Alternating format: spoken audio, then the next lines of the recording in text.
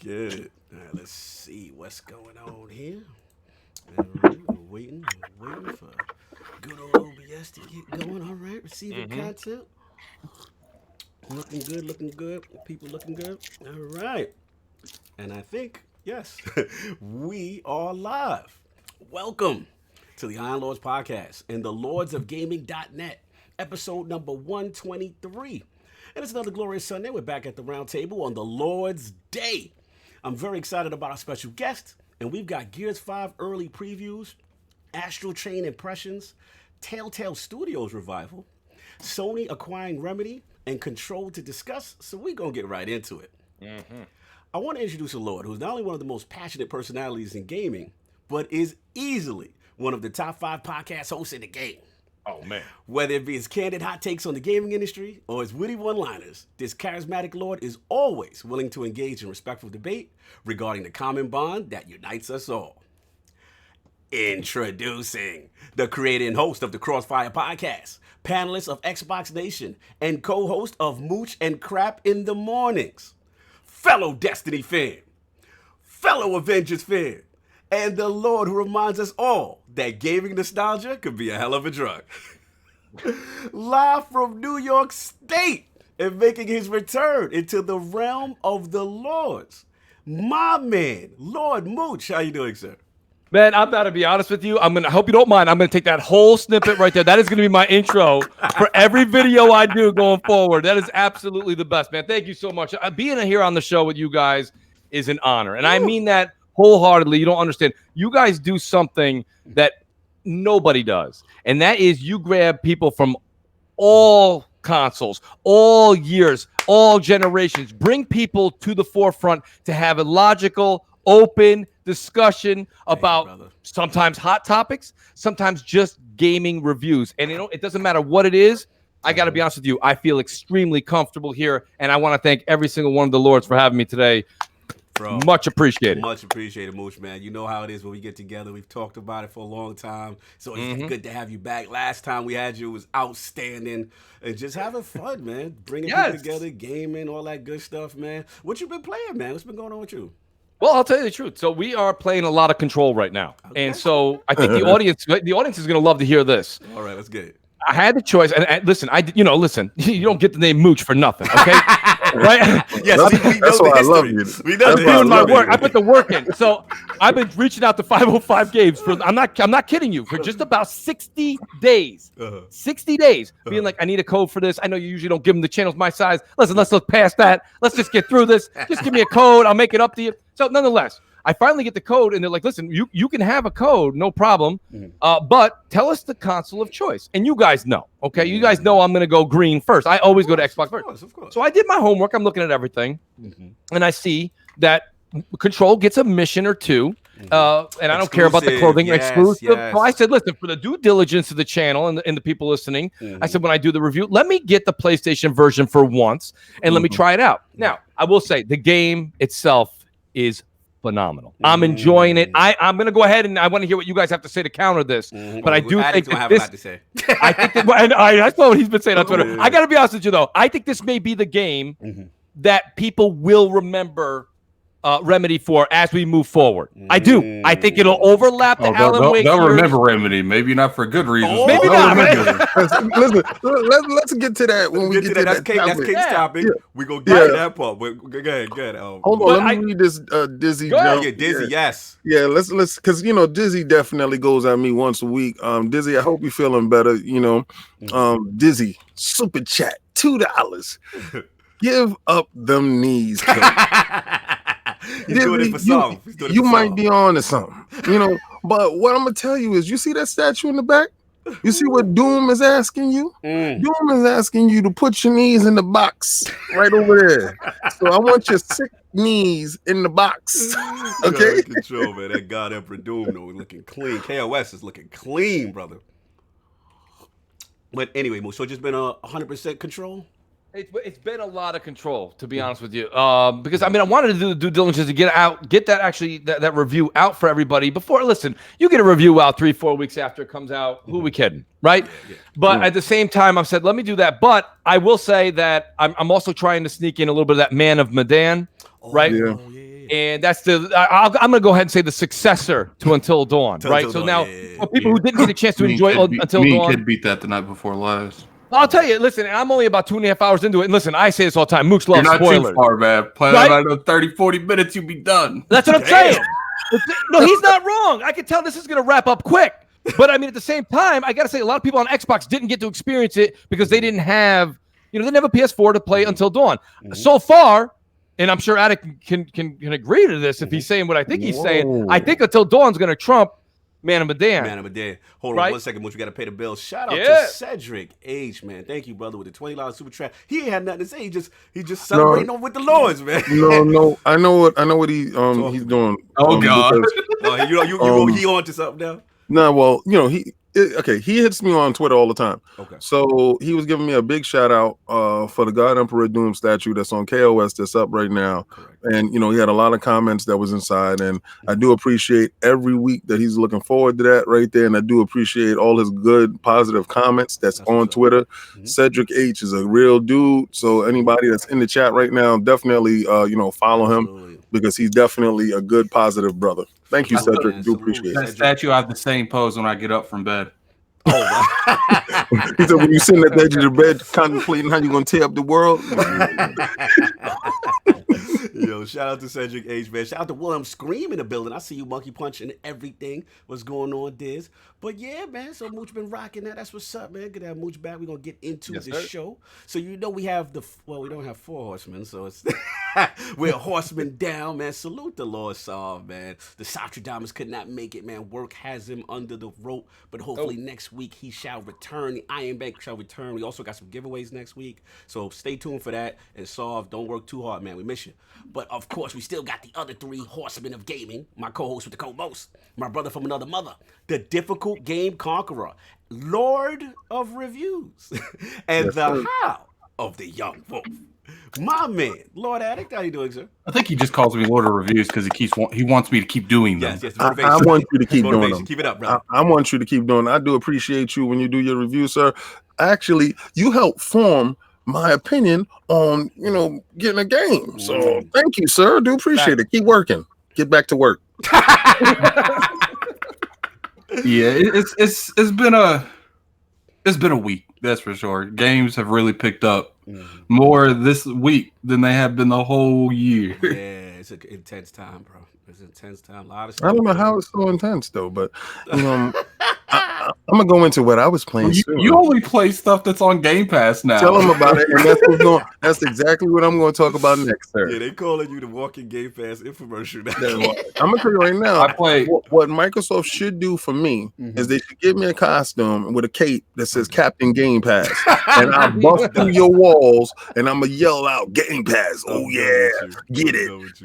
Attic, what have you been playing, sir? A little Control. I know you got a lot to say about that. I am not admitting to playing Control. Oh, that's not happening here. Nah. Come on, Attic. I've been playing Control. I've been playing that Until Dawn. Spirit thing. Yeah, well, see, the thing about that game is it's short, but the decisions you can make makes it longer. So, like, for instance, me and Kid there's like these little mini games you have to play to keep for instance, when you're trying to keep quiet, you have to press A on their heartbeat. Okay. Kid sucks at that. Completely sucks at that. Shout out to Kid. Like, if you look at the stream, Kid literally is getting himself killed over and over again. And he was running from me, and I was like, Kid, it's me. It's me. Stop running. He just kept running, and he fell down an elevator shaft and got that dude killed. So My God. That's good. Yeah, pretty much that's been it. Oh, I've been destroying the whole Press Start Discord and Yu-Gi-Oh. I heard about your Yu-Gi-Oh, bro. I heard what you did to some people out there. I ain't gonna put nobody. Well, you talking about Yu-Gi-Oh on the Switch? I heard some other podcast caught some else to IOP, but we ain't gonna talk. They're apparently their best member in Discord. Kofi's trying to get me to humble him because he's acting too much. Are you talking about the one on the Switch? No, I gotta be the same one that's on the Switch, but it's on Steam. The reason why I'm saying that because a friend of mine, a guy that I got to watch the podcast, he's an overnight guy and he wanted some content to watch to keep pass through the night. And I was like, very humbly, I'm like, well, you see the shirt that I'm wearing, right? Go to that site and watch the podcast. So he watched it and he was like, when I came to him one night, he was like, yo, how come you ain't talk about Yu-Gi-Oh? I was like, what are you talking about? He's like, it's on, because he has his Switch in his hand all the time. I said, Cognito, love you. So, all the time. And I was like, I can't justify. That's $40 on for no reason. Gang, pick it up while it's hot. No, don't pick that up. He said it's $40 of super crap, and they dropped the ball. You know what it is on Steam, on Xbox, on PlayStation? $20. But for some reason, because they've done an update on the Switch that they're probably going to update the rest of the games, they want to charge $40. Oh no, you know why it's $40? Addict is because they charging you by the Joy-Con. The Joy-Con. Oh yeah, I can see that. Joy-Con. Ken, you know what? You might be on to something. Yeah. Yo, hold on. Def Singer said, shout out to you. He said, what's up, Iron Lord Podcast? Addict, what deck are you using for Yu-Gi-Oh? That sound like a challenge. That sound like that man know what he talking about. No, he just wants to know what I beat them with. Don't mean you can beat me with whatever you use. That sound like he want that smoke. I definitely playing these games, man. Well, I don't know what he said because my God. What's funny is like literally I told him I didn't talk smack or anything. I just walked in there. Kofi was like, you gonna have to play my mans first because I'm playing someone else. I'm like, all right, Yeah. You beat Kofi? Oh, like I stomped Kofi. Oh no! You got to tell me the story. So I played his mans. I demolished. So he had you fight the sub boss first. It's like I walked in the room and he's like, "You got to fight my bodyguard first. It's out the other end of the room." Shout out to Kofi for I beat him, and then BG rolled in. And BG, I guess BG thought I was like the new person on the blog. Ain't never played this. He was gonna try to get that quick L, quick W. Okay. And then I smocked his. Like, you shouldn't hear BG. BG was like, he doing witchcraft. What's this stuff going on right now? So they don't know about your pedigree, but tell them about your pedigree, though. What you used to do for this Yu-Gi-Oh? Yeah, I played Yu-Gi-Oh competitively for about 10 years. Oh my God. Tournaments and all that, right? Yeah. I traveled miles, like 3 or 4 states over. I've been to nationals twice. Bro. Like. And then Kofi's like, all right, man. He's like, I'm gonna play you. Literally 2 turns in, he's like, yeah, Addict gonna stomp me. like the first turn, literally, if you go to his last stream, the one before, the one that was 2 days ago, I played my first 2 cards. He's like, I don't even know what he's doing. He's gonna beat me. I know he's gonna beat me. Wow. Way to have confidence, Kofi. Salute to Kofi and BG. That's crazy. Weapon Wheel and Press Start one day. And then the whole time I'm playing BG, the whole time I'm playing Kofi, BG's like, man, like these cards should be banned. Hold on. We got to stop the podcast. Undead out here talking slander right now. Shout out to Multiverse and Gaming Perspective. He's saying, when ILP gonna stop ducking Multiverse OC? We know you the ringer, Undead. The rest of them we gonna pick off. Multiverse and what? He talking about Rainbow Six Siege. Remember when man came in here frauding? Wait. He knew he had the ringer with Undead. Remember that? All right. Okay, so let me tell you something, Undead. You can't comment on something that doesn't exist. It's not in color. Oh my God! Ain't no super chat. We ain't acknowledging now. This is a fact. But what you not gonna do? What you're not gonna do is you think you just heard Addict tell you what he do with the smoking, right? You tell him, right? You have never heard nobody on ILP talk about they taking losses and putting knees in boxes. You understand? I want you to really think about your challenge that you're putting out there. You may be confident in your ability, but see, this is what's going to happen. All of ILP's fire is going to rain down your head, and then your team is going to be left out there without you. And then we're going to gun for your team one by one and put them in the box. And you know what you're going to say there? See, don't put yourself out there. Everybody on ILP is a champion. All I know, Undead, is I got 4 days worth of time on that game. And all I know, like Dizzy said, Multiverse been ducking the Destiny competitive phase. So we gonna do that. We got to do our realm too. Listen. Shout out to the Multiverse. They coming back. BRAP. They don't want none of this. Oh my God, we starting trouble. Let's move on. Notice Undead hasn't said nothing in that chat. Well, I wouldn't see it anyway because it's not color, but I haven't seen it. So. Podcast Wars, Mooch. Podcast Wars. I love it. But that's what we do. Anyway, that's been Lord Addict. And of course, we have the Incredible Hulk of this, a.k.a. the Excess Gamer. Ooh. The Lord of Combat Sports, King of the Statues, who demands nothing less than that premium experience and is the leader of the Fraud Alert movement. Ooh. Beloved Lord King, how you doing, sir? We're doing fantastic today, and Combat Talk with the King is in the building. Yo. All right, shout out for everybody that watched boxing yesterday and saw one of the pound for pound best fighters out there, Lomachenko, the silly Lomachenko, fight Luke Campbell yesterday. That's 2 Olympians fighting for a belt. And what did Lomachenko do this time? Lomachenko went in there and do exactly what he normally do. Beat the brakes off the opponent. So, it wasn't worthy to put up a combat talk for it because I knew he was going to dance on him all night and win a decision, and that's exactly what he did. So, in leaving that, quick comment. What I want to do is talk about what I was playing this week. What you playing, man? So, I'm in Game Pass. I'm the Game Pass champion. Game Pass himself. Right, so I see Boom and everybody going crazy on my timeline talking about, the Blair Witch. I'm like, what? That's what I'm talking about. So when I said, we don't need Remedy. We don't need Remedy. We don't need them. I don't need no control because I got my Blair Witch. Right, so I put it in and I'm looking at it and I'm like, nice when it's loading up and all that. I'm like, okay, let's get ready. So you in the car, you talking to your girl, and it's like, yeah. And then you get to the site. Now, leading up to it, they telling you that your boy got some mental issues, something going on with this dude. Right? So you intrigued by the story so far. Now, when I got actually a chance to control the game, this is where my interest fell to the floor. Oh, no, what happened? Let me tell you something. This is the reason why it's $29. And I'm going to call a spade, all right?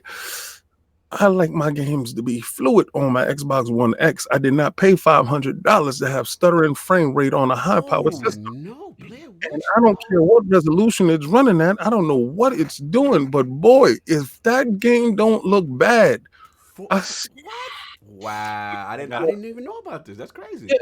You're walking. You're not running. So why the hell is it not smooth? Like, I'm like, maybe somewhere else is a patch. They got to give me a patch. Give me a patch to smooth this up. Because can I ask you a question? Yes, sir. Because this is, and you being the king of Game Pass, this is where the question lies with you. Here we go. So, right, here's my only issue with it. This happens more often than not, where we have a situation right now where Game Pass is kind of like the arcade, and you guys got to ride with me for a second on this, because you guys know that we all grew up in the same era. We know the situation better than most. Right.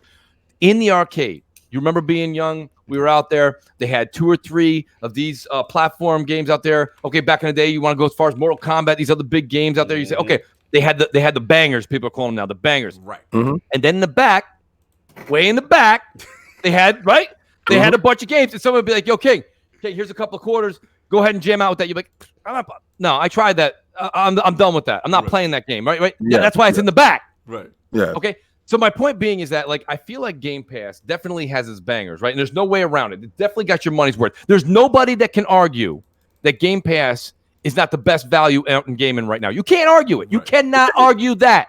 You can't get 200 games for 99 cents and then tell me it's not a good value. You can't. But the problem is, though, a lot of times we're clicking on these games and we're having the experience you just had when it's not one of the 5 to 10 bangers with what you're having with Blair Witch. And don't you feel like that's kind of where I myself personally say these people are going, I don't care. It's okay. Blair Witch was a stuttering mess. But guess what? It was in Game Pass. I paid 99 cents. I don't care. Right? We got to stop. We got to stop using Game Pass as a crutch. Okay. Let me Here we go. New topic. Let me defend that position because I respect that opinion, and I'm always on defense of that.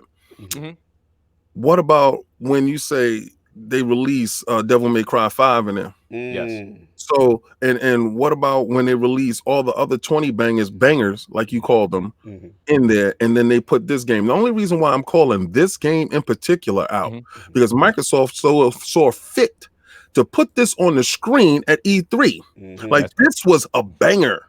You understand? So everybody in that Game Pass timeline is a banger. I'm going in. It's not a banger, bro. I don't care what it is. I mean, my brother, Lord Ainsley, definitely said the story is great, and he's into the story, and he can overlook certain things. I am a graphics whore. So me going in, my expectations is here, especially when you put them here. Anything that you show on that Summer Jam screen, it better be clean when it come to me. Hold on one second, yo. I just gotta pay the bills real quick. Yes, Shout sir. out to Disney the chat. Tell us Cognito, that shirt is dope. Where can I buy one? I just put the link in the description, brother. Get over there to that Teespring store. So we got that, and then my boy Philly Eagle Podcast Wars. Let's not. But if we must, I'm voting with my wallet. Then ILP is the greatest. Everyone else second place.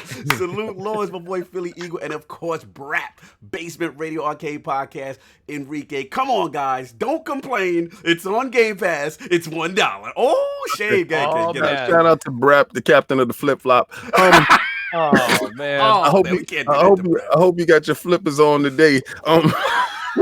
Yes, I'm going at you, BRAP. My man, my brother. Listen, it's just this. Like you said, we got those bangers, we got those games. That game was setting me up to believe that it was something that it was not. Right. But then I also realized while I was watching it, while it said Lion Gates Games, I was like, that don't sound nice. This is the distributor of this situation. Okay. No, it's not, because I was thinking that this was everybody.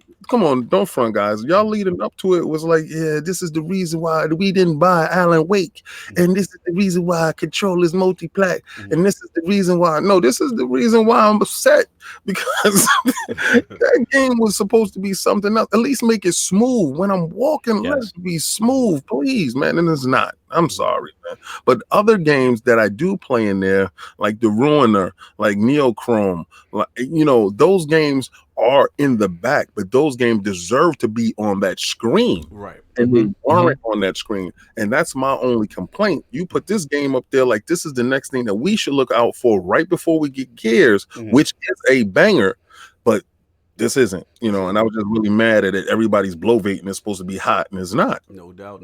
Again, shout out to BRAP Enrique with $2 super chat. My flip-flop game is strong. No doubt. Salute for the honesty. We got to get moving, man. And of course, we got myself, the Lord of the Cooperative Experience, and Gaming Ninja, the Shinobi, LordCognito, spreading that realness in the realm of the IOP. Not telling what you want to hear, but what you need to hear. So for me, it's literally just been Astral Chain, as y'all seen. I've been getting that in. We'll talk about that later. Dragon Quest 11 demo on Switch. I played that. Really cool. Got a chance to see all the extra features, whatever. They give you about 10 hours to rock with. It's pretty fun. And then NBA 2K demo with the monetization track. No. You frauded me. You frauded me. No, I saw you and I was in your timeline when you put that up. And you should have known that you should have not came to the show with that right there. No, we are not going to do that today. Even everybody on your timeline, I told you that was a bad idea to bring that game up. Fire. Everybody on your... Listen, that 10 frames per second. It is not 10. Here, man. Stop playing with me. Yo, it's not 10 frames per second, man. First of all, it's 30. You know what I'm saying? It's on the go. You can laugh what you want. Switch owners is lit. Yo, bro, I'm in the bathroom. I'm at the DMV, Mooch. I'm playing 2K. I'm playing 2K just like you played 2K. Now I'm playing that 30, and I'm cool with that. You're not. Why yours should not be called 2K? It should be called 2G. No, it should be called 2G. You playing the 2G version? That's savage right now. Listen, man, Mooch, they giving me a lot of crap, man. But look, we got the same multi-plats. Most of them y'all do. Yeah. That Mortal Kombat, and y'all got them exclusives too. We do. Shout out to BRAP with another $2 super chat, sir. Thank you for showing color. Does the Switch have the best exclusives now?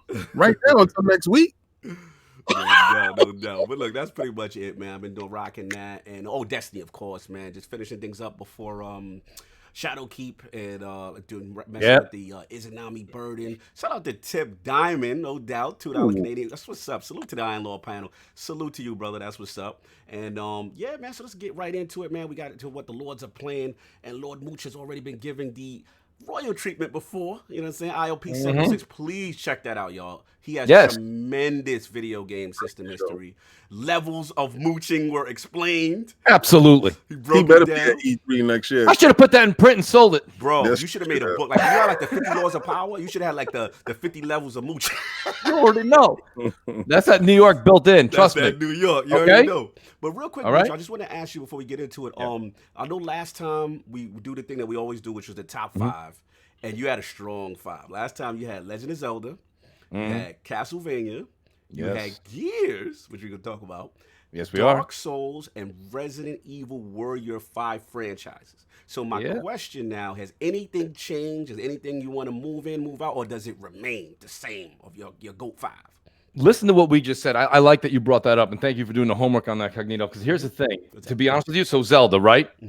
We're still talking about Link's Awakening coming out. That's going to be great. Okay, whether you love it or not, that's going to hit you in the nostalgia. That's going to hit you. And even if you say to me today you're not going to buy it, I guarantee you you're $40 to $50 short when that comes out. Yes, sir. So you're going to be on it, right? So then we said Castlevania, and we all played Bloodstained Ritual of the Night. Yes. Okay, fantastic game. Can't say it didn't give you Castlevania vibes. Unbelievable. Gears. Listen, Gears 5 is, in fact, what we wanted it to be. And we saw that Friday, right? We didn't see it at E3. We saw it Friday. And that's fine. We'll get into that. It should have been at E3. It should have been at E3, but we'll take Friday. So we got that, right? And then I believe, hit me with those last 2 real quick, Cognito, because I'm doing this on the fly. I believe the other 2, you said Dark Souls. Dark Souls. Resident Evil. Yep, Resident Evil. That's all you had to say. Resident Evil right now has a brand new game on the horizon, Resident Evil 8. They're saying it's going to be kind of like a Telltale meets Resident Evil Biohazard, right? It's going to be like that combined. I'm okay with that. They continue to take that franchise and move it forward, okay? This is what I'm saying. Like, so my core 5 that I said, it's not specific to one game in that genre, or one game in that series. Those games branch out to so many of the games we all love and hold dear right now. So I can't change those 5. I can't, because that's our moral upbringing, right? No, so you were brought up that way. He said, I was raised that way. That's how I was raised. So I got to take it from there and move forward with it. So we can branch off of those 5, and we're going to do that today.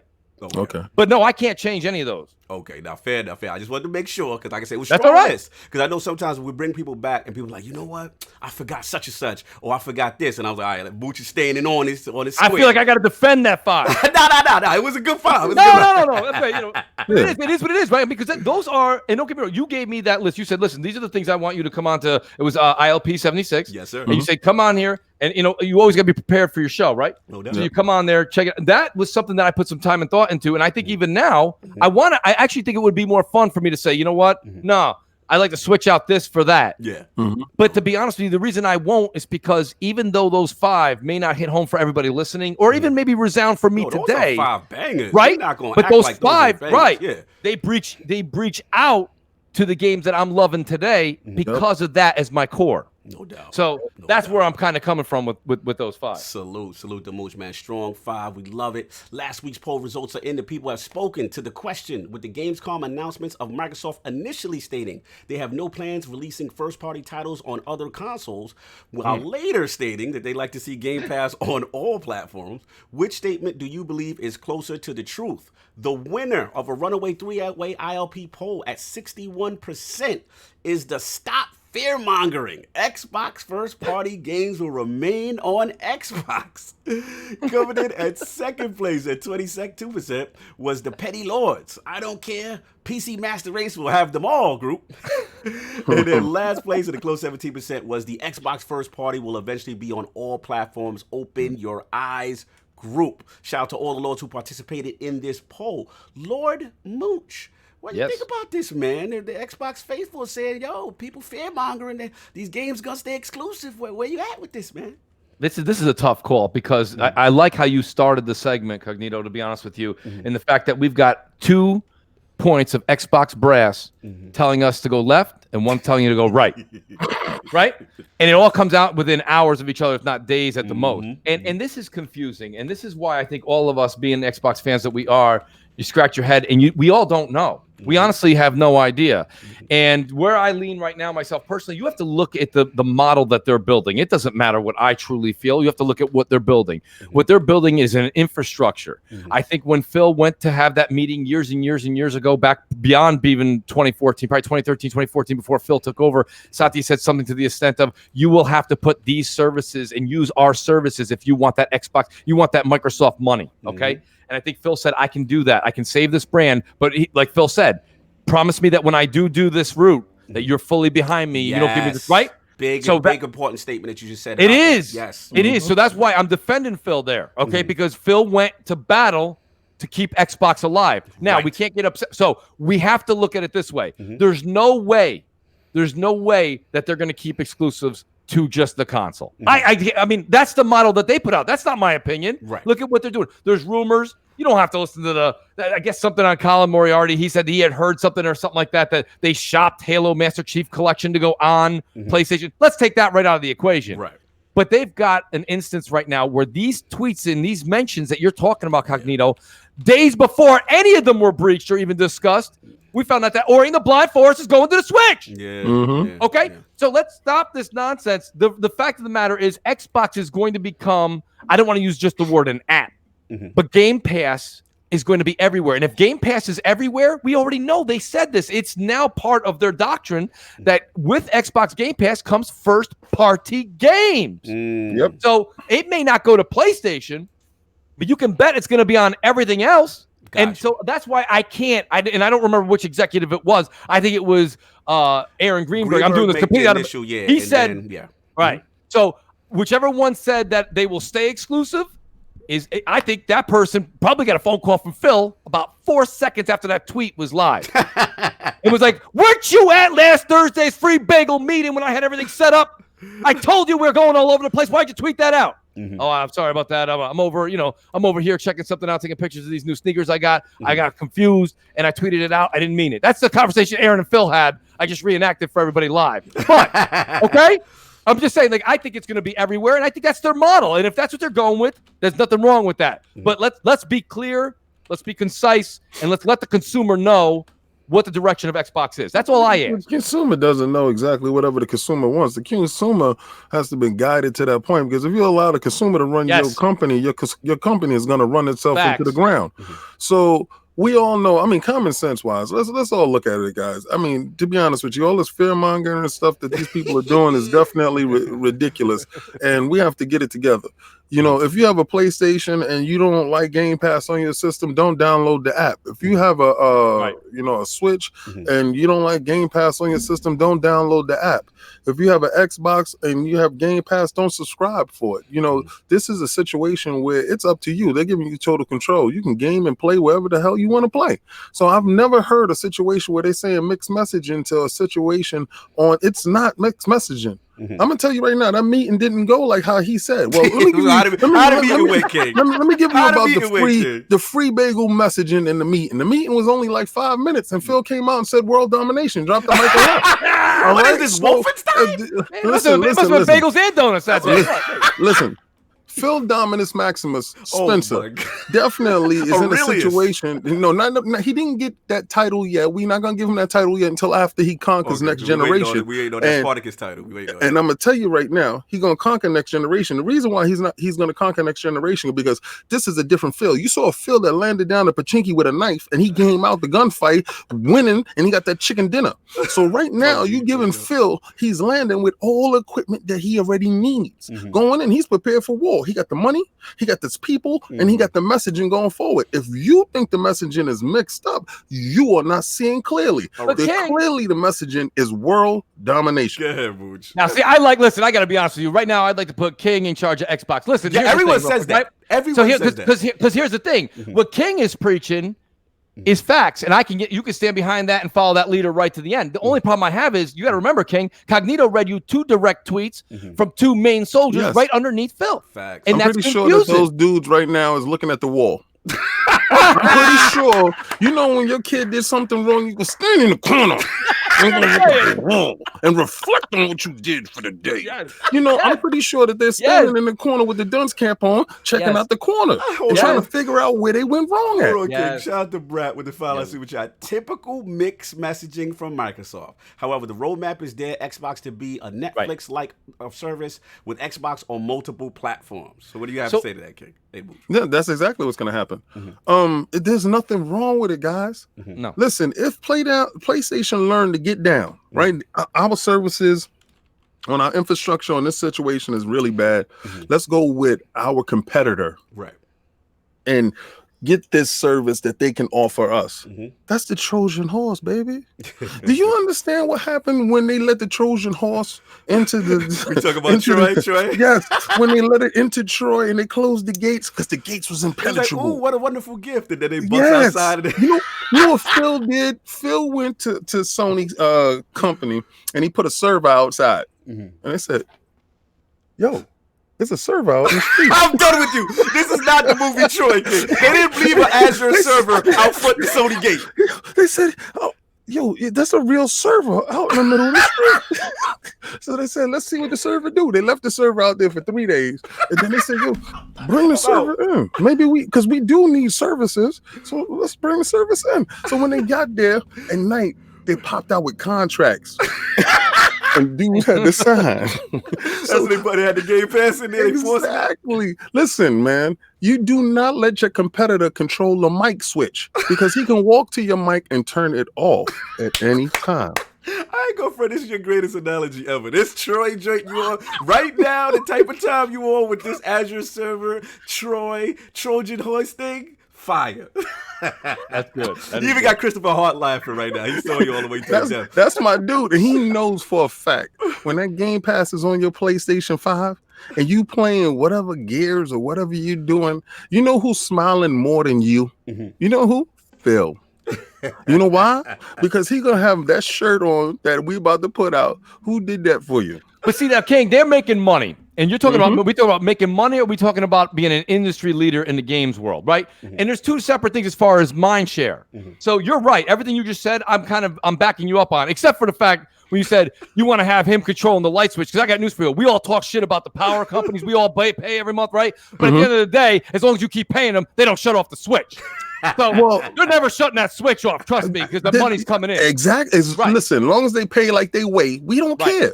We're going to let them continue to do. But the day they slip up, guess what happened? That's right. That's right. I don't feel so well, Tony. On the payments, they're going to get their Azure server shut off. That's what we say here. Yes, Tony, I don't feel so well. I don't feel so well, Tony. I don't want to go. Hey, Thanos snap. I'm done with you. This is out of control. Real good. Salute the King with the analogy. But we got a lot of show to get into, man. So a little bonus topic. You know what I'm saying? Soft's not here with a little bonus topic. Gears 5, man. Early impressions have been out. I want to shout out our boy Jez Gordon from Windows Central. Yes. Outstanding previews right now. I know Mooch, you talked about it on Crossfire. Yes, sir. And yeah, man, I just want to bring this to the Lords right now. Obviously, this is a hot button topic. You know, we're hearing positive reviews of Gears 5, and you know, very impressive. So I guess my question for the Lords is like, now that this is coming out, and we all know how a lot of us felt, you know what I'm saying, about the marketing approach with the campaign. You know, especially in regards to E3 as opposed to now coming out with GameCon, you know. Was it the correct approach? You know what I'm saying? So I want to start off with Mooch. I know this was a sizzling debate on Crossfire. Yes. Shout out to Mooch. Shout out to the Ashen, Luca, Crap, everybody. BRAP was in there. J-Dub, Cradle. It was a fire show. First let's grab that super chat because he about to tear into this real quick. Let's get it. You know what I'm saying? Shout out to BRAP and to us. Lords need to run. Have a great show. Much love. You already know. Salute. But shout out to Dizzy. I'm Dizzy. Yeah. What is even better when these guys think they'll get Game Pass and be able to play online without paying for Game Pass, Xbox Live, Smart Tactics. Hashtag PSN is trapped. Oh my God. Well, you know, Dizzy, I might believe that you're on to something right there. I really do. Because especially when you roll Game Pass and all that up and together, they actually paying to play with the other people. See, I think the hold up is honestly, the fact that PlayStation really doesn't want to play nice with people right now and do the cross play. But I think that's the only holdup with getting that Game Pass on. But once that hurdle is passed, once they already fall back real fast inside the next generation, they're going to sign the paperwork. You understand? You got to put the boot on the neck before they're able to sign. So I think the boot going to be on the neck quick. No doubt. But back to Mooch, man. Like I said, tremendous crossfire this Friday. So let's get back into it, man. Like, what's your feeling with this whole Gears 5 situation now? So let's talk about the essence of where the discussion kind of comes into play. Right now, we all saw just the past couple of days. We saw another trailer for the movie Joker, right? And everybody's like, "Oh, that's fire! I can't wait! I already bought tickets. It's not coming out for it's a good. What is it? It comes out in October, I heard, or end of September, whatever. It comes out a minute from now. But if you go back 2 months ago, we also saw a clip of Joker. And we've had time to fester about it. We've had time to discuss it, get hyped, right? I don't need to see another Origins clip of Joker. I know that Joker had a hard upbringing. People ridiculed him. He was slapped. He was stripped and deprived of all of his merits, right? Until he became the evil, sinister Joker. We know this. Why do we need to show 2 trailers? Let me tell everybody on the Iron Lords podcast why. To bring up hype, to get people talking, to bring excitement back. And my whole point right now with Gears 5 isn't that what people wanted though? They absolutely they wanted content, they wanted to see trailers to get hyped to play this game. Absolutely. But we saw it Friday. We didn't see it at E3 when they have NBC, ABC, CBS, every single media outlet with cameras on. Nope. We get a mode in multiplayer. Then you have Gamescom. Not necessarily the same media press. 350,000 foot traffic gamers. We don't see anything. They flew Rod all the way out to Germany. We got some CGI. Did we not? No, hold on. No, wait. We could have done. Listen, we could have done that in a tweet from his studio in Seattle. So here's my point, right? Or Vancouver. Yeah, I got to comment on that. That's fine. But listen, you can comment all you want, unless you tell me you go to the movies and when the coming attractions comes, you go stand in the hall and you don't want to see them. Then you don't have much of an argument because we want to see what we're going to buy. And so that was my main thing. All I'm saying is that these snippets we saw in the preview, and again, shout out to Jez Gordon who did an unbelievable job on Windows Central. Jez, man. That was Jez, you want to know something? Everybody take a second after the show and tweet Jez and say, thank you. You're the reason I'm buying this. Absolutely. Because that man did the marketing. So what I truly feel is that we should see that. And this is the concerning factor. This doesn't just end at Gears 5. Because now that everybody saw the Gears 5 preview, now it's easy to go, oh, see, I told you don't worry about it. You can't say that now. You can't say that 4 days before it comes out. I was saying it way before then. Right. You know what I'm saying? You got to have that. You got to have. But my thing is my concern is this. So now we've had this discussion. Gears 5 looks fire.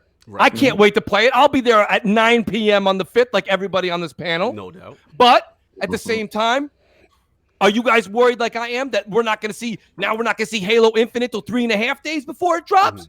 Like, we need to see these games because, listen, I don't care if we're talking about movie trailers. I don't care what we're talking about. We always want to see the product before we make the purchase. Listen, before Sonic, that burger chain, before they came up to New York, that was a Southern chain, okay? Before they came up to New York, 3 months of commercials about a hamburger. I know what a hamburger is.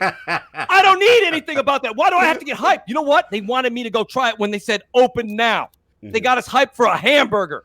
Okay, I've eaten 50,000 hamburgers, but this is why you do your promotions and your marketing correctly. You can't just say the hardcore's impressed on Friday. That's not enough.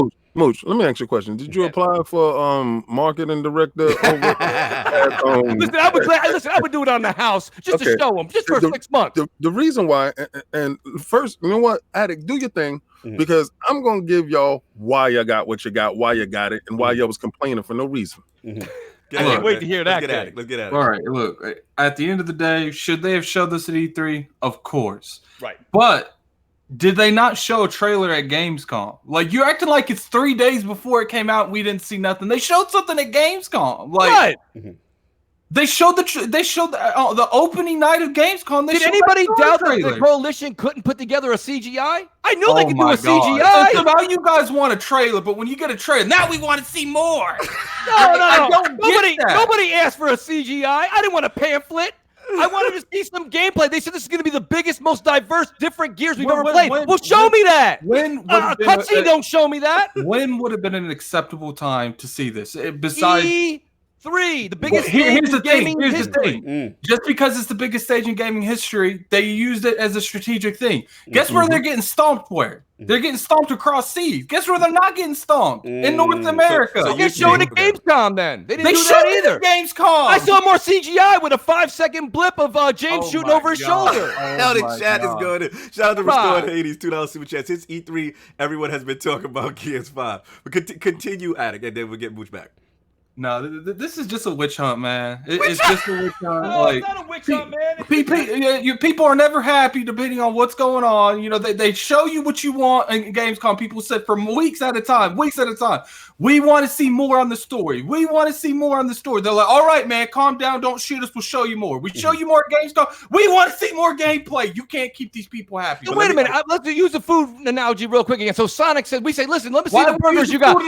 Because I'm hungry. Listen, I got news for you. So, right, I want to see those burgers. Like, I'll show you some burgers. And then they show us those fresh cut fries. Listen, that's not the same thing. Right. Okay, we wanted to see. You are going to tell me. Addict, hear me out real quick. When you went to go get those fries, and it didn't look like it did in the advertising, you just walk away. No, you still eat that shit. Come on, man. You better have a good picture on the menu. Listen, real quick, though. I want to say this much. So, Addict, you're going to tell me this, though, real quick. And I respect everything you're saying. I know where you're coming from. I really do. But if you're going to be the coalition and tell me it's the biggest, the greatest, the most different experience Gears, can you just tell me one thing, just a yes or no? And if I'm not going to argue with it either way. You're entitled to this. Do you think what you saw at Gamescom looked like the biggest, the most different experience in Gears ever from what you saw in those 2-3 CGIs? It looked like Gears 4 continued CGI story. But the only thing they That's not the face, difference. Right? They show her face contorting at E3. Right. I mean, they show the antagonist looks like they might go evil. I mean, look, regardless what you show, that's the story. How does the game develop? How does the game progress? I mean, how have you made it better? Have you ever had any kind of trend moving from area to area like in that? Like right there is different. That's never been in Gears. Right. I mean, we didn't know. Hold on, we didn't know from that CGI though. We didn't know that the skiff was going to break. The skiff could have been like the motorcycle scene in 4. We didn't know. They've said in the past that they were going to be hub worlds like they are. So just because they didn't show it, we can't believe it. They told us it before, but we didn't say anything. They said biggest and greatest. They didn't say anything. They have commented on that before about the skiff when they showed it in the very first trailer when she had it. When it was in the very first trailer with her going, they commented at that E3 saying there would be. Oh, 2 years ago, I'm supposed to remember this. It's not my fault. You got amnesia. That's not how you do marketing. Go ahead, Ken. Mooch, let me show you marketing 101. As a business owner and provider, this is what you have to do. You have to show what you want to make you the most money. That single player ain't making nobody no cash, Mooch. All right, so I don't know if I can ride with that. Mooch ain't with that. I don't think I can ride with that. Mooch, just hear me out. Now, what you want to do in this current age is get that residual bucks. Yes. Okay, so the residual bucks doesn't lie in a one playthrough of a story that you might have to get a play plus. That's true. And play it on hard just to get a shield. Right. Shout out to Gears of War. What you want is to get those residual bucks. Now, I was just texting Aaron last night, and they were doing the Halo event, Halo Outpost. And also at the Halo Outpost, they had they was playing tournament games. If you saw the servers that they had lined up for these tournament games and the crowds of people that were out there playing this one game that is tournament worthy, making dollars over dollars over dollars. Okay. All right. This is what they want. Now, the roadmap going in was showing you the new mode that's multiplayer that can get your friends and everybody involved, that can get Game Pass to the point where everybody is playing Game Pass hours over hours on end. I saw some people on my timeline showing me their Gears playtime, One dude had 300 hours, and they was shaming him for 300 hours. This other dude had over 5,000 hours in playing Gears. So I'm like, how is he doing it? Then when you look, it was all in multiplayer. King, let me just because you made a hell of a point, but I think you as a businessman are going to respect these next words I say more than anybody. Okay, when you're trying to get that money, you don't neglect the other half. They weren't of that money. Let me hold up real quick. That multiplayer you're talking about with Aaron and what's going on with Halo and what's going on with Gears and all those people and that 5,000 hours, that's all there anyway. What I'm saying to you is that money's already there. Now what you got to do is you got to go get the other 50% that say, I don't play that. I don't play multiplayer. Right. I play Gears for the story. I want to know what this progression is. How are you opening up the map? Right. How am I going to take my weapons and store them as I continue? Is your role play? Hold up. It's not fair to say you don't want. I just got yelled at in the chat for showing you what I want. So we apparently what me and you want don't mean nothing. No. I want what you want, but I don't want to see everything ahead of time. But King, I'm not asking. I didn't ask for the plot reveal. Okay. all I asked for is show me something between, except for duck and cover and shoot. Okay. So what I'm saying to you is that money, I'm all about that. And everything you said is gospel. Everything you said is gospel. What I'm telling you is, though, that money's there. Now it's like, that's like you opening up a business, being like, no, only you guys can buy this, not you guys. No, you want to have the multiplayer crowd and the single player crowd. But Mooch, and they didn't satisfy the single player folks. My fight to you is, what did they show you the single player mode? They didn't show it to you when you wanted it. But did they show it to you? Oh, come on, King. No. Now you got to answer the question. It's 5 days before the launch. That's unheard of in this business. Okay, listen.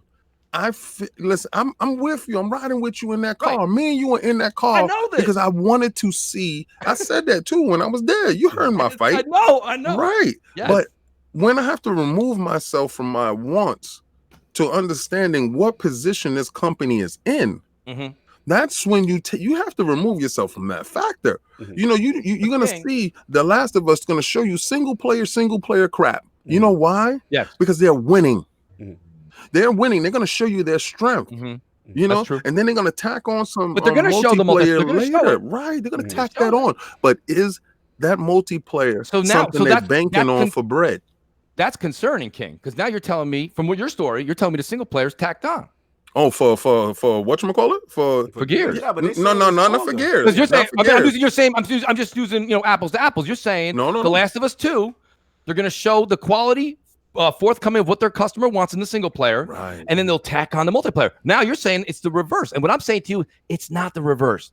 People play Gears for the story just as much as they play for the multiplayer. It's different. The Last of Us 2, it's not apples to apples, it's apples to oranges. The other thing you said is you got to step back and realize what we're talking about now and what their plan was. Let me ask you this, King. That's like having a homework assignment that was due on Wednesday, and you turn it in on Thursday. And the teacher says, the teacher says, I'm going to discredit you for that. And you go, now wait. This ain't when you wanted it, but it's still handed in. Listen, and if your assignment is due that day, you need to show it way before 5 days before the launch. I'm sorry, Mooch, but I was privy to their roadmap.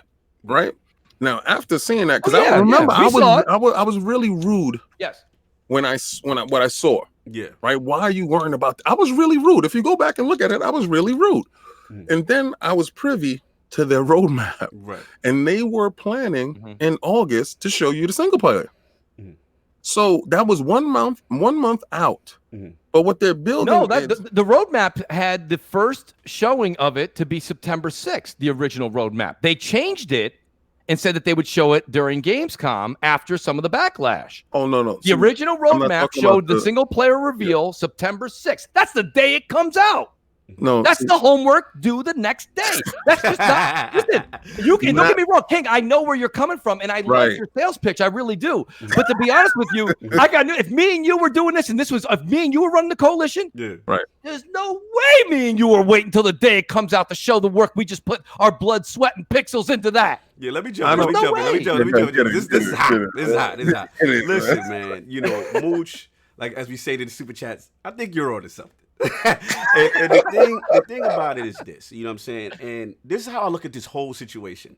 Right. Like, I'm with you. Like, we're on record. Like, Addict, Soft, we walked out of the Microsoft Theater. We got it up on IOP. Mm-hmm. We were pissed. We were like, why didn't they show this campaign?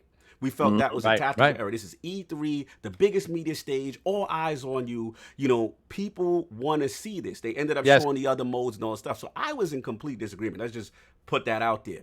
Mm-hmm. As this thing has developed, right? I'm not saying I agree with what they're doing. Right. It's just giving me the impression now that this was all part of this like scheduled marketing cadence. So it's absolutely. It's like, you know, we're going to show them this little new mode here at E3. Then this event, we're going to show them this. And then we're going to roll it on Rockets Red Glare, Gamescom, and give them the campaign. You know what I'm saying? Right. And right now, you know, the vibe I'm getting is because I think it's one of those things, King, where you know you feel you got something in tuck and you know like this is a banger, right? I almost feel they were almost too confident in what they had that they can market it in this piecemeal kind of way and then campaign last. You feel what I'm saying? So yeah, because you know what, they knew that was their strength. Right, but you got to understand, the problem is, this is where I side with Mooch now, is because of the state of Xbox first party. Because, you know, we haven't had a lot of bangers to really hold our head about.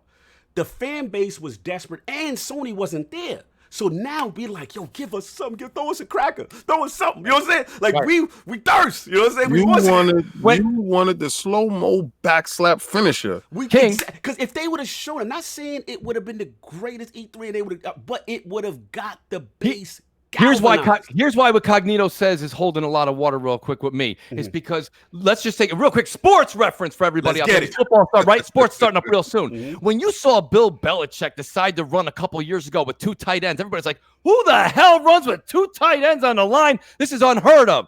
But the man's got rings. Yeah. The man's got championships. So when you say, let's go ahead and believe in this structure that they put forward for their marketing and when they wanted to release it, like Cognito just said, they are in a form of, like, I wouldn't use the word damage control, but they are in a situation right now where they've got to build trust back up in their Xbox like brethren, right? So you can't come out there with this real risque form of marketing like you've been running the show. But you know what? You're not running the show. You're right. But you know what I think it is? I honestly do feel like they had it scheduled with Gamescom to say that's when we're going to do it. And I think that was the slight tactical error. I think they should have showed still a little something. I'm convinced, man, because at the way this thing is set up, you can't tell me that they looked at Raw, they had the team in there, Coalition is like, yo, Phil Steele, like, yo, we got one. We got one. They know they had one. So they like, all right, we got all these modes. What's the one that they showed at E3? Was it 3-player? Escape. Escape. You know what I'm saying? We know we got Horde. Then remember they even gave us the beta first of the multiplayer, right? Yep. They to me, it just screamed a little too confident in what they had, and they just kind of missed it a little bit. And it felt, I don't know, tell me what you guys think. I want to hear what Addict and what King got to feel about this. I got to say, I felt like it was a little too, like when I played, I don't know about you guys, I got up to like level 30 something. I played the tech test to death, right? Yeah. I felt like it was too much of the same. And that's where my concern was. I'm like, okay, so they're not showing me anything different. Right. Yes, I'm seeing the story progress in the CGI. I got that. Never doubted them there. Right. Now I'm playing 2 weekends of tech test, which feels like Gears 4 multiplayer. Let's be honest, call it what it is, right? And now I'm still not seeing anything. Then, like King says, they switch up the script and they said, listen, we're going to show you some gameplay after we hear you. We hear you. We go there. I tune in to Gamescom Live. I listen to it. What do I see? I see more CGI with maybe about 10 seconds of what you would call in-game gameplay, right? And here we are. And again, until Jez put out his piece, I didn't know. So what I'm saying to you is it felt like Cognito saying, it felt like they were too cocky. They're walking in there with their chest out. And we're kind of like, wait a minute. You're telling me this is the biggest, baddest interpretation of Gears that we're ever about to sit down and experience. I believe you, Rod, because the passion's bleeding out. Right. But you got to show me something. And we don't see it till 5 days before. Right. It's just like you said. I think Cognito's point puts it in a much more clear perspective. They came out thinking they were going to be, they were the Bill Belichick. But when it came down to it, they were the Browns. Oh my God! Why they gotta be Browns? Right? You gotta come. Why they gotta be the Browns? Why they gotta be the Browns? They don't gotta be the Browns. They don't gotta be the Browns. I can't do that. They don't gotta be the Browns. You ain't gonna throw them on the Redskins. You ain't gonna put my people as no Browns, Right. man. You gotta. Well, listen, I give the Browns. Listen, I'm giving the Browns the benefit of the doubt. Listen, I'm not talking about the Browns. No. Put that fraud thing down real quick. Hold on. I see that. I might be on a 2-second delay, but I can see that. Listen, real quick. So, right? The only thing I want to say though, I want to say this point though, Mooch, in defense of King and Addict. Yes. Is that we all agree. I think we all agree with the messaging, the timing of it with the campaign. Was a little off. But okay. But the thing I wanted to say though, the other narrative that I'm seeing going around that I disagree with though, is because it wasn't shown at E3 that somehow that meant ultimately the campaign is spooky, that everything about them is spooky. Because let's be real, like Gears 4 still was a solid game. And Coalition is still a great studio. So I wasn't really, I want to throw, I was talking to some people in the chat DMs. I don't want to throw them out under the bus. They know who they are. They're in the chat. But, they were like, yo, I don't know. You know what I'm saying? And I'm like, listen, if this was brand new Studio A, Studio B, we never heard them. This their first game. They're not showing their trailer. They're showing other stuff. Then I'm like, yo, this thing could be really crazy. But with Coalition, for me, it's like, it's innocent until proven guilty. You know what I'm saying? It's like, I gotta respect Rod and the team and what they built before I go completely off the wall. I can understand concern. That I would, but Cognito, it's definitely going to be trash. Like, I wasn't on that part. I'm riding with you on everything you just said, Cognito. But my question is do you think that you could put that faith, not just on the resume and the pedigree that is the Coalition and Rod, but let's also be honest here. Right. Let's get it. Right? You're playing Gears 5 for 99 cents. Oh, yeah, absolutely. Now, would you want to see more if it was $60 plus tax in your respected state? So my point being is it's easy to say what you just said, because I'm going to sit there and go, shit, I lost 99 cents in the couch cushions last Language, week. sir. Right? Oh, sorry. Language for the Lord. Sunday, for the little Lords on Sunday. For the little Lord. Oh, sorry about that. No problem. It's all good, brother. It's all good. My bad. Usually I do late night. You know what I'm saying? I'm good. My apologies. Right? It's like getting the Tonight Show in the morning. Hold on. Real quick. So, right? That being said, but yeah, realistically, it's 99 cents. Right. So what I'm saying to you is it's easy for me to ride with Cognito's last pitch, because he made a good pitch. He's saying, Mooch, put all your worries aside. It's time to just believe in what we know. Oh, no, Mooch, no. Wait, let me shut you down right there. Because no, I'm not saying put all your worries aside. I'm not saying that you ain't had a right to be some concern because the campaign wasn't shown. But I heard people, not you, I heard other people saying whenever there's no campaign shown, it's automatically going to be trash. And that's where I wasn't on that side. No, and listen, just so everyone knows in the chat, because there's a couple people here that they make their opinions up of each of us, and then they just roll with it for like 17 years. You know what I mean? That first of all, I never said that. Right. And I've said that there's probably nobody on the Microsoft payroll that's got the passion and love for a game like Rod Ferguson. So I've said that a number of times, and I'll say it again on this show. So first and foremost, no, because I don't see gameplay footage doesn't mean it's absolutely. Not true. I'm talking about other people. No, yeah. I'm just saying that's insanity. Yeah. Let me jump in here real quick. Shout out to Big Cloud Gaming. Happy belated birthday, brother. No, so Big Cloud. Listen. I hear it, and I watched all the fear mongering, and I saw all the stuff. And trust me, when I was at the E3, 100 in the chat, hit that like, y'all, hit that like. Come on now, Lord, giving you good work on his Lord day. Respect that 107 that's running in there. That's right. beautiful. Hit that like button, hit the retweet this bad boy. We talking out here. When I was at E3 and I left, I had an opportunity to talk to Phil. Now you got to understand, that's my guy. Like, you got to understand that. And you know, when your boy thought he balled out, but you were sitting on the bench and you realized he really didn't ball out like you wanted him to ball out. All right. So I sat there and he was like, yo, he, threw up the shirt. He was like, yeah, Iron Lords, bang, bang. And he's like, yo, so what you thought about the joint? And I told him, I said, we're not going to talk about that right now. This is your moment. There's a lot of people online that want to talk to you. Let them talk to you. I'm going to holler at you later. And, Tim was with me, people was with me. And they was like, oh, you ain't saying nothing? I said, I'm emotional at this point. Right. Good point. Because at this point in time, I want my leader to go up there and crush these dudes. Now, am I privy to the fact that I didn't know that he had a backdoor deal giving service to dudes? Okay, I didn't know that, you know, they had deals on deck putting games on other systems. Right. So when you get to that political story, don't forget, when I came back from E3, I called him Phil Political. Yes. All right. And don't think that I don't see the movements that you have to make. Right. You never want to get too big in this industry that you're constricted from being you. That's right. Up until that point, we wanted Phil to go in and dominate. All Xbox people, I'm talking from my Xbox fanboyism. Now, don't get it wrong. I got everything. Okay, I got a system over here that got 6,000 games. I got everything, and I play everywhere. What I choose to play with, who I'm comfortable with, who I will put my credit card on, is Xbox. Okay, so you have to understand. Watching them, I'm fighting for the underdog. They're the underdog. They're coming up. This was the moment that Rocky was supposed to knock Drago out. Right. And he didn't. And with his big gun, he was supposed to throw that left hook and bust his jaw wide open. Right. His left hook was Gears of War. You show that campaign, KO. KO, right. He's That's walking up the building like with bloody gloves. Yep. And he didn't do it. And you're telling him, man, why didn't you throw the left? You know, why didn't you throw the left? The man like is still breathing over there. Loving that Rocky. You know, Rocky. Loving it. Loving it. Everybody's sitting there like, you left him still breathing. This man is going to get up, and we know what he do when he get a second win. And it seemed like Sony started getting a second win. And our hearts just fell to the floor because you had him out, champ.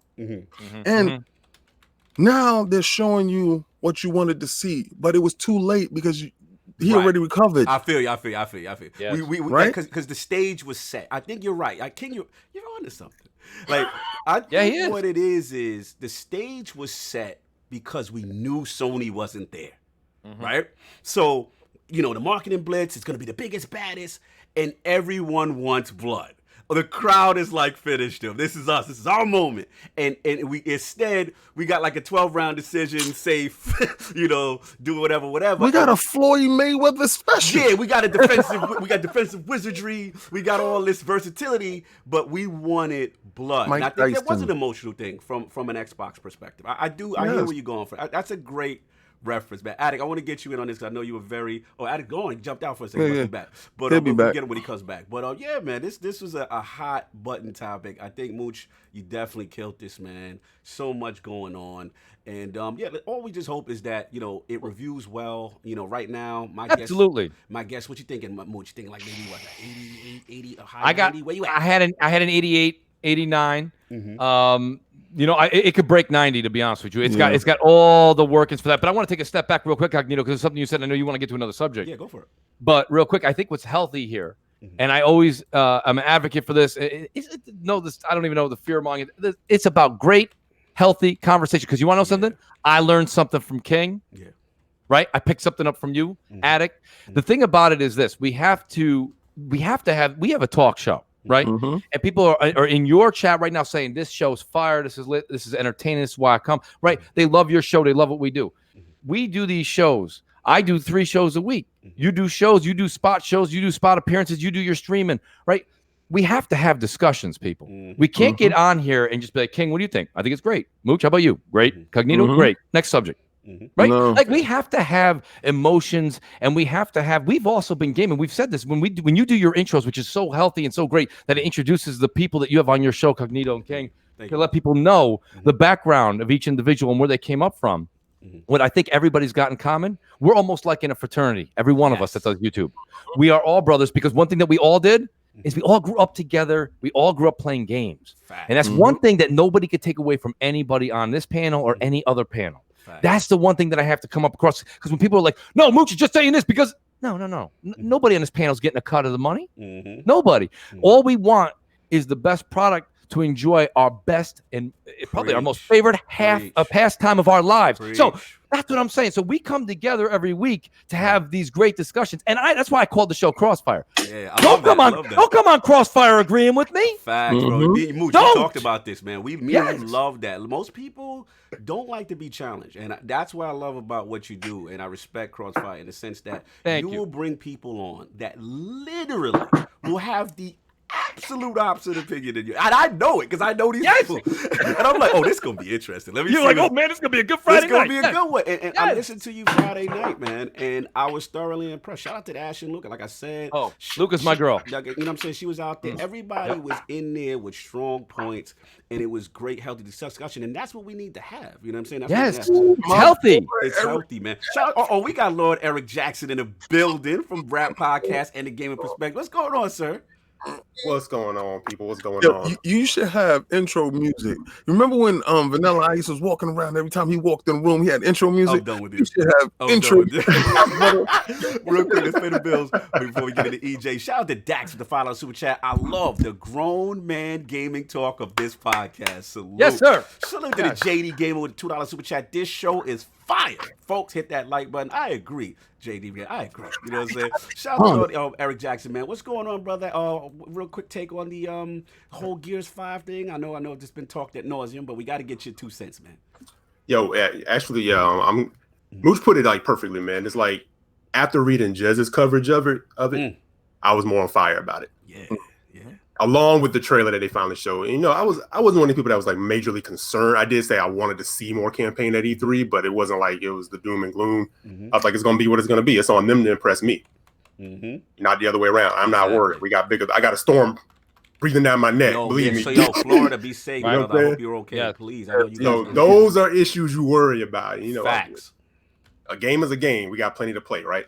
But after what dropped and the impressions that we're seeing, that Gears hype is sort of building up again. Yeah, it's real, man. Yeah, you know what I'm saying? So I'm definitely looking forward to jumping in. And again, it's on them. It's on them to hit the home run. It's like King was saying, you got to get back up off the mat. And you need these wins. So start hitting these home runs. That's the only way. Gamers for real. Gamers have amnesia. Yes. You start delivering bangers. It's like, I don't even remember when y'all were like in the DJ, you just nailed what I'm putting out. I had this conversation with someone real close. And that's exactly what I said. I said, bro, at the end of the day, gamers are fickle, right? Yep. And like, people are not loyal in this sense. Like, if somebody keeps putting out bangers, that's where the people are going. That's just how it is. So again, we know Microsoft this generation. We know what's going on. You know what I'm saying? And for me personally, I just wanted them to end strong. We know how this generation is, right? Just finish on a strong note. Give your community something to be excited about coming into Scarlet. So now it's like you got a little confidence. So like you said, you nailed it perfectly, Eric, in the sense that like all you gotta do is make bangers because everything else is forgotten. People forget everything about X5. You make bangers, it's on. You know what I'm saying? And I think that is so key, for a lot of these for the big three in general. But that's all I got. Hopefully I didn't come back because this is his topic, but we're gonna get it going anyway. Telltale Studios, y'all. A lot going on, man. I mean, shout out to LCG Entertainment. They've been sort of a revival. A lot of the assets were bought, and we've heard reports of some original Telltale people coming back, although under contract, and stuff like that. So it's a real polarizing thing right now because, on one hand, you have people who are really happy when they heard the news Telltale is a beloved studio. And on the other hand, I've even seen boycotts, that this is not right based on, the corporate structure of the past regime and how shiesty it kind of was that people lost their jobs. So I want to bring this to the realm. Let's get started off with Mooch.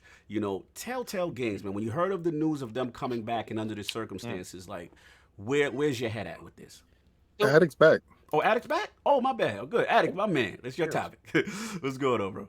Yeah, so, I wanted to actually branch this out into a couple things.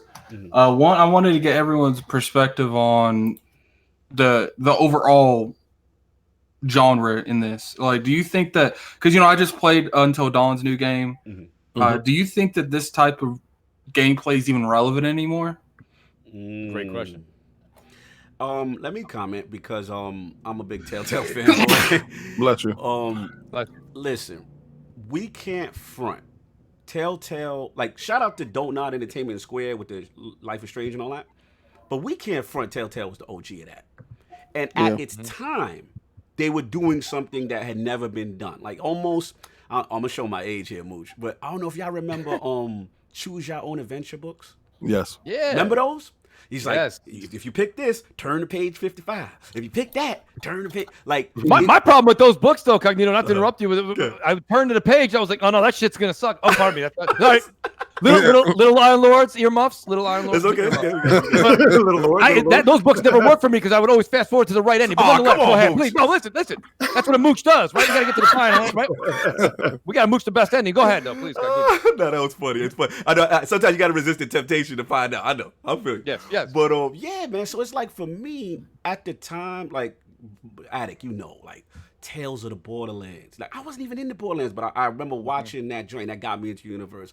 The Wolf Among Us. You know what I'm saying? That was and then for me, facts, King. For me, what did it was The Walking Dead. The story of Clementine and Lee. And if you ended that game, if you ain't had no heart in you, if you ain't feel a little bit of a way of how well that was written. So for me, I'm always going to have a little feel for them. But then I got to be real too, Mooch, in the sense that they started to get down this path of samey kind of games. Yeah, They started to get down this path of that engine ain't really updating, fam. You know what I'm saying? And then you starting to like clout chase, Game of Thrones, Marvel, Batman, Guardians of the Galaxy. Remember, they was like everything they was on. It was like they was doing too much. Same story, different skin. It didn't work out. It bored the audience, I think. Exactly. So it was one of those things. I don't even think it bored the audience. What I think happened is they would lose out their chance of doing something. Like, ain't nobody. They should have did the whole season. They should have been fast and adaptive to it. Now, I think there's a couple ways they could have did it. They could have made sure that because they had their team split between like 7 different projects or 6 or whatever. They could have did 2 and had someone these episodes have to come out once every month. It can't do once year 6, an episode 3 months from now, because by the time it gets to that second episode, people were on by the first one. Right. But we see with games, once you get to that second one, it's 3 minutes later. Your game doesn't even exist to us anymore. I felt like they could have did that, or they could have did what I would have wanted them to do, is just release the whole season at once. Right. And I think you're right. I mean, Attic, in a sense too, is like they kind of got in love with this marketing schedule of like hitting you with an episode, you gotta wait and all that. You're right. I mean, all this stuff led to. But at the end of the day, I mean, from what we found out, up at the top, there was just a lot of mismanagement financially. So I mean, what you think, EJ? Like, where were you at with that as well with Telltale? No, it was, you hit it on the head, man. I said the same thing. They came in strong when they I should say they made a little bit of a name with Back to the Future and stuff like that, right? Yeah. But where they really skyrocketed was when they did The Walking Dead, and part of that was the wave of where Walking Dead was at the time. Oh yeah. Along with that, it was the perfect license, and then it's almost like you said, they got stuck in this rut of, we'll just keep doing it with licenses. And that can work up until a point, but then people want to start seeing, hey, maybe you guys should do something like original. But then you know what happened? Supermassive came in and ate their lunch. Yeah, that's how I look at it. Supermassive came in with Until Dawn, and people were like, yo, that's what one of these games can look like? Oh, you step it up. Do with this? You're right. That engine PlayStation, it was fantastic. And then it just made that Telltale engine look bad, because I actually argue that one of my favorite games from them, and actually their best game that largely got ignored, was The Wolf Among Us. Oh, and I was late. Greatest game ever for them. That game was fire. That game was amazing. But we moved into a next generation, and you still had the same engine doing the same things. Can't do that. They look can't run around with that Ford engine. Can't do that. You gotta upgrade that engine. Why you got no Ford in there, man, son? We got hit Ford. We trying to get that Ford. We trying to get that license, y'all. Come on, don't listen to me. Well, if you want to drop off a Mustang, anytime you could do it, but change the engine. I want the good engine. Mooch, the slander, Mooch, the slander. I hear it. I love it. It's like when you see that Mitsubishi pull up next to you, you're like, oh yeah, he got something popping on that engine, and he pull off a sound like a lawnmower. It's like, man.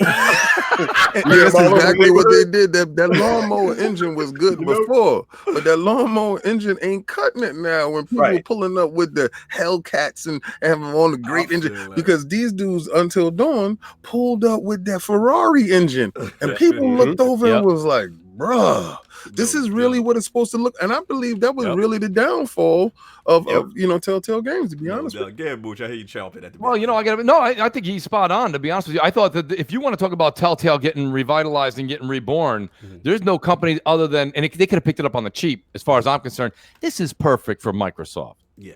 And hear me out, right? I'm going to go ahead. I'm already with you, brother. Right? Talk that talk, Mooch. When people go, Umbrella Academy 2 is coming out, and I can't wait for Daredevil 2. Now it's going to Disney Plus, but nonetheless, you got all these things coming out, right? Stranger Things 4.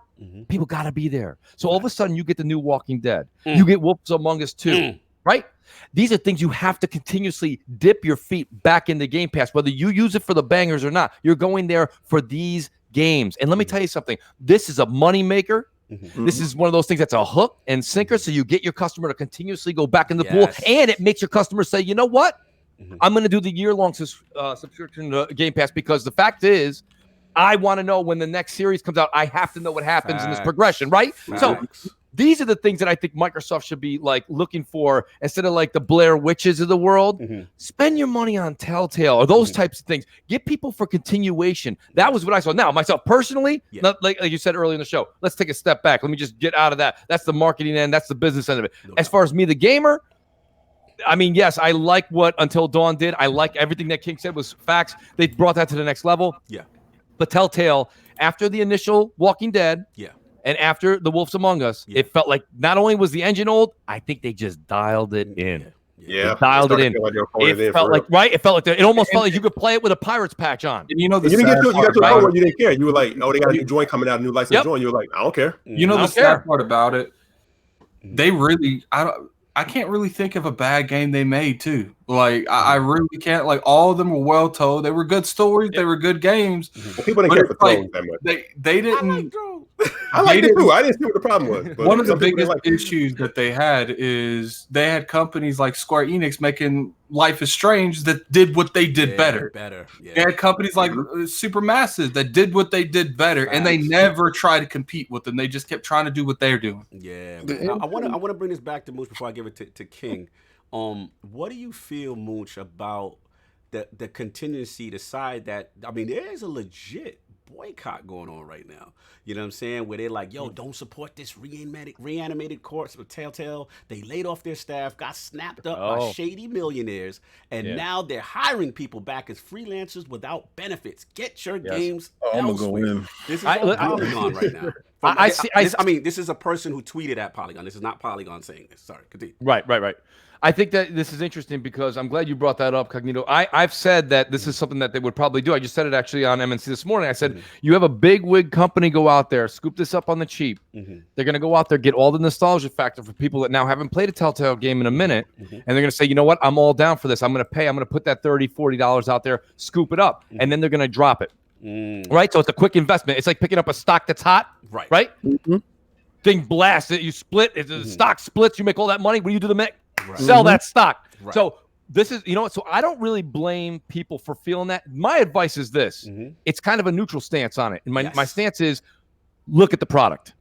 If it's a product you want to play, I listen, boycotting and all that ain't going to, when people say boycott Walmart, people were doing that a couple weeks ago. It still took me like 80 rows till I could find a parking spot. Ain't nobody boycotting Walmart, right? Nobody's boycotting Walmart. So my point is like, no one's going to boycott this game. But if the game interests you, play the game. If it doesn't, and it looks like a quick grab just to make a couple dollars, just like I did with the last 15 that they made, it's a hard pass. Yep. No, I agree. King, let's get you in on this. Let's get to that super chat real quick. Philly Eagles about to drop out. Shout out to the Philly Eagle, man. Salute that brother. Follow super chat. Peace to everyone in the realm, panel, and chat. Have a great day. I gotta head out. Taking the kids to the movies. That's what's up. Take the little lords to the movies. That's what's up. But yeah, man, King, man, where you at with this Telltale thing, man? Where you sitting? Now, as far as this boycott thing, let's not support the reanimated corpse, the dead shell of the situation. Listen. A lot of times, what y'all don't understand, and a lot of companies, a lot of guys are gone, and then somebody else comes and purchases the name, and then put out stuff under that name. So when you're gonna boycott that one thing, boycott everything. Don't choose to boycott. Be for real. Live your stand. That's what happened to Nordic. Yeah. THQ. So what I'm gonna say with this is, you saying that they hiring them as freelancers, but they were out of work. Yeah. So they're hiring these guys. I don't care what capacity that they're hiring them. They're working. So don't you sit there and boycott these guys working because you're boycotting them working. So maybe their joint is based off of their performance. So you're out here talking about you're going to boycott the people that you want to support. This is where you're talking out of both sides of your mouth. Let the game come out. You don't even know what game that they're doing. They might do a game that you're truly interested in, but you done backed yourself into a corner yelling out from the highest mountain that I'm going to boycott them, but they're playing your game. Now they do end game for you, and then you're sitting there like, oh, God.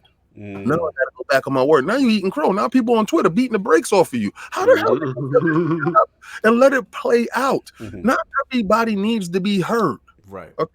Now, as far as them go, listen, my hard drive crashed this week. You guys know that. Yeah. And I'm reinstalling my games.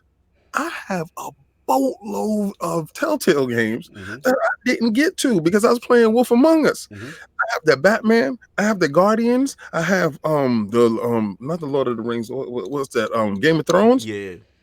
I have all of them. So when I was downloading them, I said, "Yo, I'm getting back into that to finish that off." And in playing these games, I realized how great they were. So when certain people looked up and saw them coming back and they were like, oh man, but they don't have, I was elated at this fact. Now to Mooch's point, I've been said that they're supposed to be in Game Pass. Yeah. That was a no-brainer. I thought that was very smart. But I think that the deal that they have with Life is Strange really does something to that deal. You don't want it to be, let's say you got 200 games in Game Pass. You don't want 40 of those games to be Telltale type games. Right. So then that takes your what your diversity is to a different population. So I don't know like the business end of it, but what I like it there, yes. What would you feel if they took on that company and they gave them Microsoft IPs to do in Game Pass? Like a Fable Telltale game or Halo even. That'd be so, they got books and books and books on Halo. Why not make a series of that? They could explore the lore aspect. You know what I'm saying? I just want to comment. And then, there's a lot about the war that Marcus was in that we don't know about. They could do that. All that Pendulum War stuff and all that. Yeah, I just want to comment real quick because King made a good point as far as the people being hired, right, and stuff like that. And it was a good account on a Polygon article. Her name, I believe, was Jessica, by Sarah Guinness. So pretty much she was like one of the directors originally with the original Telltale, got let go, but now she's being brought on by the new company that brought them back. And she has some interesting stuff to say. She was like, her title remains the same. There's just a slight differences between her role and stuff like that.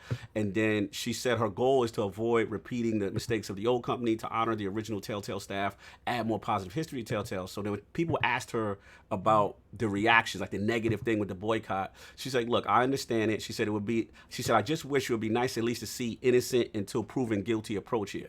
He said, objectively, we have two leaders and a group of additional investors who truly believe that Telltale's games could have an abrupt and avoidable end, and decided to scoop them up and bring this brand and product back to the active market. How could anyone not applaud this move? I think it's both wise and courageous to take the Telltale brand work and bring it back, rise it back like a phoenix. So she's very happy about it. A lot of people are saying that yes, some of them are, they are contract work, but there's other accounts again in this Polygon article that people are saying, yo, this is very positive. I wouldn't sign up for it if, shout out to the cars that's driving I wouldn't sign up for it if it wasn't a fair deal. And they're saying real positive things, man. So this is coming from the employees. You know what it might be? It might be too. It might be the fact that when they left as a company, it was such bad stigma, and people were just assuming it's happening to the same people again. Yeah. But yeah, I mean, I want to say, like, yeah, I mean, maybe give people a chance to learn from their mistake. Like she said, hey, if they go out and do the same exact thing again, like you said, like King said, take them to task. Right. But. This whole jumping ahead, I'm about to boycott and I'm done, and people, I don't know, the outrage culture is too much sometimes, man. Outrage culture. Attic, you got anything else before we move on, sir, on your topic? It's like I said, I played this game. Like, I think they should do the season approach, right? Where they should release the entire season, and like 3 months later they release, and I think they should stay to the same game until that story is fully concluded. Right. Because playing the Walking Dead season 3 or 4 or whatever the one they were on, like 7 years later, it didn't have the same effect when I played it the first one. But if that game was out the third year after it came out, I would still have that nostalgia feeling. I feel and it just wasn't there. Yeah, I agree with you. They did space those out way too long, and especially that was their prime baby. Yeah, that was the one. You know what I'm saying? So I'm with you, man. Let's move on. We got a couple more topics to get on.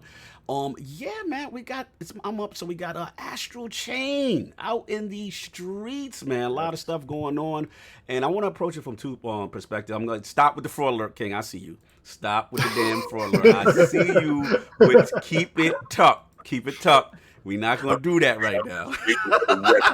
But I want to bring this to the Lords on two fronts. One, I'll just briefly, explain my experience with the game, because I'm assuming a lot of the panel did not pick it up. That's why my man EJ's in here. So let's get that out the way. Fact. You know what I'm saying? So I'm even going to harass Mooch and all you frauds that didn't probably copy it. But it's cool. I'm just teasing. But all jokes aside, I mean, as far as Astral, we know the history. We know it's platinum. All that good stuff. And for me personally, I've been caping for this thing since I first saw it in the direct like a couple months ago. So yeah, man, it's just classic platinum, over the top, stylish, you know what I'm saying? But the thing that surprised me was just this really deep chain system that you have with that Legion that you're attached to. So that part was really cool. I think what was dope, King, that you're gonna like it's literally like an afternoon cartoon. Like it's like, bro, when you start the game, there's a theme song.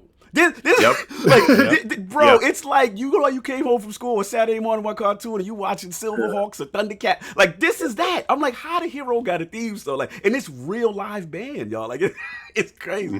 So you got that going on right now. Shout out to the music in the game, yo, EJ. The police station beat, the club bangers, it got bangers, son. Like, I was feeling it, and the thing that really surprised me was two things. One, they have this detective investigative thing, right? Yeah. Where the game is kind of like you on your cop investigation, you're putting clues together, you're putting stuff together like real police. Then you got this other part, obviously with the action, which is more Devil May Cry, the stylish, over the top, the bombastic, all that. And then also you got the platforming, which I didn't expect. I didn't expect there was going to be any platforming. So I think what really took it over for me, EJ, and I'll give it to you, is that the tutorial. Because when I did the tutorial, I didn't realize how deep the game was. I literally just thought it was some simple hack and slash. Like, King, they talking about you can attach your man to the chain, right? The Legion. You can control the Legion with the right analog. You can have him wrap around somebody, lock them up, and then y'all get y'all business on. Or like if big bosses come at y'all, you could separate from your Legion, create like this line, and catch them like a rubber band and fling them back. Like, fam, it is so fire, that mechanic. You feel outworldly. You feel like you doing especially some when they slow it down and then you get the slingshot effect. It's like, okay, I see what you guys are up to. I see what you're doing, bro. Y'all thought about this one. Yeah, man. This is a unique thing. This is not like some joint that you've seen before. That's what I want to stress to people. Cognito, how's the game holding up though as far as the Switch? Is it made? Because let me tell you something. I've seen a lot of video on it, and no, you're right. I did not buy this game, but it has made the Mooch radar. I'm not gonna lie to you, but I will say this much. I'm slightly concerned when I see that amount of action, platforming, like you said, like the effects, the color, the light particles. When I see all that happening on a Switch, I've played games on the Switch, I get a little concerned. Here's the deal. As far as the frame rate with 30, we're locked. But the thing I will give you is, Switch with their anti-aliasing. It's just, the edges and the thing. I think it's actually more worse when you put it in dock. Because in handheld, I was okay. But when, like, dock, certain cinematics look fantastic. But then you start to see the roughness and certain stuff. But I will say, there's a ton of stuff going on. And from what I experienced, I didn't have a lot of slowdown. But I'm going to give it to EJ. I've been talking a lot. EJ, you've been playing for a couple hours and stuff like that. I know you copped. I brought you on. Like, where is your head with Astral Chain? Yeah, like you said, it's all the way platinum. And it's from what I'm telling so far, it's the best of platinum. It's the A squad, right? But all those things are in there. It's not. Come on, King. Let me stand for a minute, King. He had to throw the caveat out there. Yo, just let me know. It's the A squad. The Alpha squad. Because I know it's coming up. I know it's coming up. You absolutely have the A squad and you have the bench. Mm-hmm. And you know what the bench can deliver from Platinum, right? So, but there's definitely some thought that went into like the gameplay mechanics of what they're doing. Like I'm a fan of Bayonetta, but I will admit Bayonetta can kind of be, you put it on autopilot at times. You just rocking the combos, you make sure to dodge. Now the dodge mechanic is here, but they've also made it to where you're not going to just spam the dodge. Yes. Because they will crowd you and they will make you pay for it. Yes. You have to think out methodically where the arena is, what you're doing, and use those mechanics. They're going to force you to use them. You're not going to just keep, spamming the attack button or whatever. It's like you got to use your Legion, and the different things that they're teaching you. And the mechanic of it, there's a little learning curve to it. Right. Like you're not going to just jump in and be like, like beasting it and being like a master at it. You know what I'm saying? You really have to think out, okay, I got this to use, I got that to use, and how that, that comes out. Now, the one thing like Mooch was asking about how, it's handling the frame rates and stuff like that. It was a smart idea to go with the cell shaded like style. Yes. That's very much a benefit. It's like they knew the equipment that they were working with. Yep. Would it shine probably a lot more on a PS4, Xbox One? Absolutely. But it's definitely not doing anything. Right. And like Cog said, early on, it's pushing a lot of stuff at you. I don't know what's coming up later. Facts. But starting off, it's throwing a lot at you. So yeah, that's pretty much as far as that aspect. But what I want to bring to the rest of y'all is that as far as the panel is that, what surprised me, I want to shout out my man Stealth 40K. You know what I'm saying? We've had him on the show before.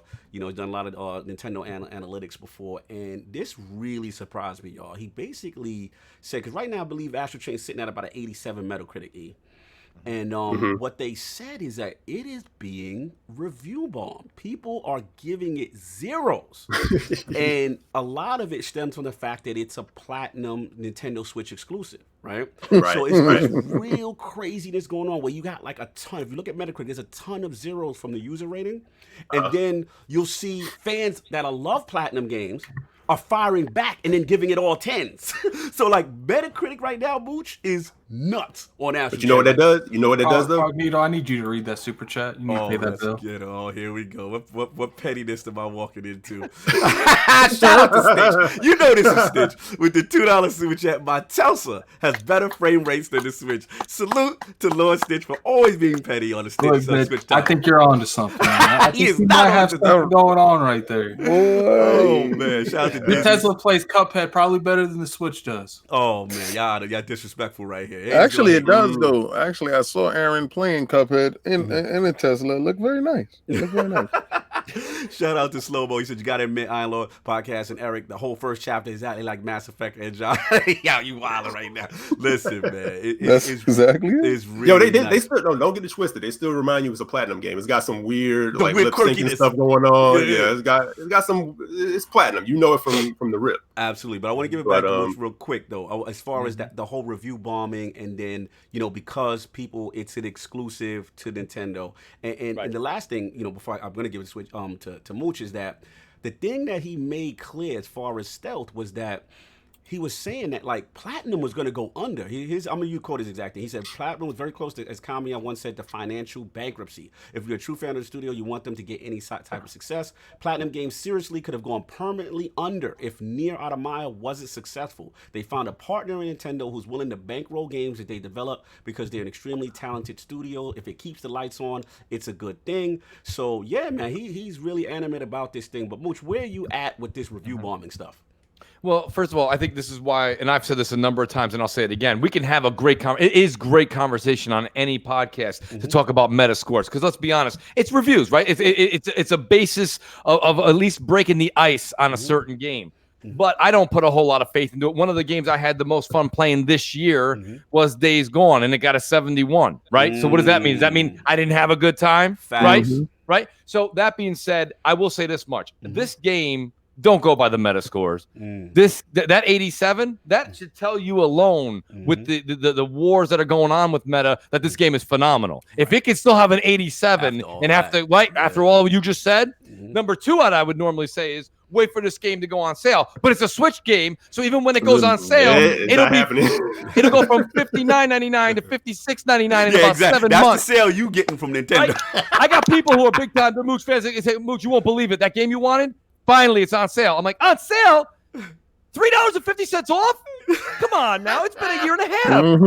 Listen, if you want the game, don't wait for a sale. Just go get the game because, there is something for the value of playing it in the now, right? Well, everyone's talking about it. That's what we've always said. What have you done for me lately? Games right now in the now. Enjoy this game while it's a buzz. Enjoy this game while there's a community out there alive. I don't put. Listen, we will always. This goes for Crossfire. Goes for Crossfire. Goes for our. No, listen, I'm not backing it up. I don't have it. But all I'm saying is that, I don't put a lot of faith in meta. I say it over and over again. It's a base, right? It's a base number. Right. Roll from there. Listen, other games on Xbox's system have gotten in the 60s, right? I think, what is it there? 61 or 62 is what Crackdown 3 is sitting at. I beat Crackdown 3. I played it in its entirety. I had a lot of fun with it. So does that mean a 62? Again, Mooch didn't have a good time? Preach it, Who can tell me that, right? Preach so it. Let's use that meta as a great icebreaker. Yes. But then we got to take the conversation and we got to lift it up from there because that is only a starting point. Exactly. But review bombs can also backfire. Review bombs can send people to the store. Yeah. I got to see what this is about. This can't be what's going on. It can't be that bad, right? Right. They ain't sending me to the store. Right. Shout out to Dizzy for being petty. Nintendo Facts asking Nintendo for a sale will land you in jail for 6 months. He is shout out to Christopher Hall. All I keep hearing left to right. Astral Chain. I need a Switch. Get at it. When I'm looking through the Nintendo store, the Astral Chain didn't even light up for me. It's like a blank gray background. It blends in with the back of the Switch because I don't even see it. Oh man, the pettiness, man. I don't even turn mine on, but go ahead. Go ahead, kid. Go ahead, man. What you got? All right, listen. Oh, here we go. Cog has been championing this game forever. So, as far as the Metacritic, I don't care. I don't care if a game inside Game Pass gets 100 on Metacritic or 2. It doesn't dictate what I'm going to play and how I'm going to play it. I don't really care. I don't even look to it. So when y'all telling me that all these dudes is Metacritic bomb, you got too much time on your hands. I'm just trying to measure out my time and getting into Gambit and stuff like that to do my stuff that I got to do. Mooch and I was just talking off air ahead of time, and the limited time that we have to game, I don't have time to sit there and go trash a game that I either don't own or don't care to check out yet. Or if I do, we already know as gamers what we're buying, regardless to what anyone says. He said something about Zelda. I said, hell yeah, I'm buying it. And that's on Switch, right? Okay, so that's letting you know how much a fraud I am, because when that Zelda comes out, my Switch will turn on and I'm going to be upstairs and I'm going to be playing it, and I'm going to be playing it in dark mode. I'm not taking it no place. I'm not doing that. I don't care to get cataracts in my eyes playing the game. But you guys, I have to understand, Cog has been championing this game. Sovereign has been championing this game, and I'm just happy that it lived up to everything that they're talking about. Yeah, because if that would have came out, it was like a 70 to 80, we would have went in. It was my time, man. I had this was my little horse that I was banking on, and I was championing it, and it did good. Platinum got that fan base. They do. They got that gameplay that people like. It's like people with Kojima. I don't understand why people like Kojima's games, but people like Kojima's games. I think what it is with Platinum is just that stylish over the top, man. Like it's just it's something about it, EJ. I can't. It reminds me of like watching animes back in the day, and it's like a live action Akira. You know what I'm saying? Live action. Yeah. It's like Akira mixed with Guyver and, just crazy bombastic stuff. And the dialogue, yes, it gets ridiculous sometimes. But I will say this, though, Adigan. The story is kind of lit with this chimera thing and them taking over the human race and the interdimensional joint. It's kind of fire. I can't front. So I'm waiting to see where it go. That's all I got. We got to move on because I know we got Lord Mooch. He's got his fantasy draft. We got to get him out of here soon. That's football. Yeah, we got football, man. We got to get. Hold on. Yeah, guys. Actually, I got to jump off. I got to jump off. But get it. Thanks for letting me jump in. Thank you, E, brother. Appreciate you guys. I love all you guys. Be safe, man. Be safe. Oh, no doubt. It looks like we might be all right again, but dude, every 20 minutes it's like, oh no, it's coming back. Yeah. But no, for real. Prayers out to the people of the Bahamas. They're getting hammered right now, man. Hammered. Yo, EJ, this is the biggest, craziest storm I've seen since Andrew, and that was like 20 plus years ago. Wow. It's category 5. It's up to almost 200 mile per hour winds on the outer bands. It's crazy, man. Yeah, man. Please. So prayers out to people who have family in Bahamas and Carolinas. Look out, because it could be turning that way too. So but no, thanks for all the prayers and thoughts. Yes, sir. So hey, man, nothing but love for you guys. You know that. Love, brother. Be safe, brother. You already know. Thanks for holding it down too. Shout out to my man Requino, from my Cali family. You know, Aunt, Bone. Shout out to all you guys out there, real true daddies, real true friends, real true brothers. Shout out to him. Requino Snap. If you ain't watching his Snap, I'm gonna tell you right now, his Snap is lit. That's my dude. No doubt. Switch gang. That's what he always tweet. I love when he does that. Yo, real quick, let's get this last one, man. We got to get out of here, man. Lord King, lot going on in these Remedy streets. I know you had some interesting take on this, so let's get this in, man. What you got? All right, so we all know what Remedy did when they was with Microsoft, right? And I believe that was under the old regime where they was forced to construct their game around a TV montage stuff that made the game fall flat when they had to switch gears while it was making the game. So I don't think the game got the proper light. Now Control is out here and everybody's talking about Control is the sliced bread. I honestly believe that has a lot to do with the media bias going towards Microsoft. Where's BRAP? We get BRAP in here. We'll let Enrique hear that. Yeah. And the game is being pushed by Sony with the the extra levels and stuff like that, being that they funded some parts of this game or something to that nature. I would love to just add something real quick while you're going. Like, is it me or no one was talking about Control until it was rumored Sony was buying this company? Oh, boy, This is like, real. I'm being real. Like, I'm about to get to that point. Anyone talking about? I'm about to get to that point. Now, when the game was showed, everybody's like, another Remedy game, whatever. Then the rumors started that Sony might be purchasing this company. And then the game turned into something that, it's the best game that they ever put out. And oh my God, I can't believe the Control. And do you understand that Remedy is at their peak form right now? They're dancing on them. So my question is that rhetoric being pushed for them to sell? Is it on paper saying that if they sell a certain amount or get a certain Metacritic or certain things in that nature that the company will be purchased by Sony? I want to know, is the media pushing the game into Sony's pockets? We doing that, huh? Yes. Let's get I know Lord Mooch has a lot to say on this. Let's get it right in here, baby. Let's go. Sometimes we call something the perfect storm. And I think what King just did was, and I'll be honest with you, King, the way you just placed all that in that chain of events that had happened in the proper timeline, I see where you're going with that. I think people could roll with it. I really do. But I will say this much. I did not play Alan Wake. So I always put that out there. I did not play that game. I did play Quantum Break. Yes. I beat it. I played it through halfway again to try and do the other story missions. When I got halfway through, I was kind of like, all right, I've been there, done this. Other games came out. But I went through it and I beat it. I will say this much. Control, for me, and only for me, I think is Remedy's shining light. But that's not to diss the other two. And it's also not to put King's idea and his theory to the side. His theory is not wrong. But what I'm saying is I think that they had time here. I think this time they had time to take the engine they were just working on with Quantum Break. Now you're talking about another 3 years goes by, right? 4 years. Had time to build upon that. And also because they went back to I don't think 505 Games was really over their shoulder very much. I think Microsoft needed Quantum Break to launch. Maybe it launched a little before ready. Who knows? That's all stuff that's behind the scenes. We'll never know until somebody writes a book. But I will say this much. I'm probably halfway through the game.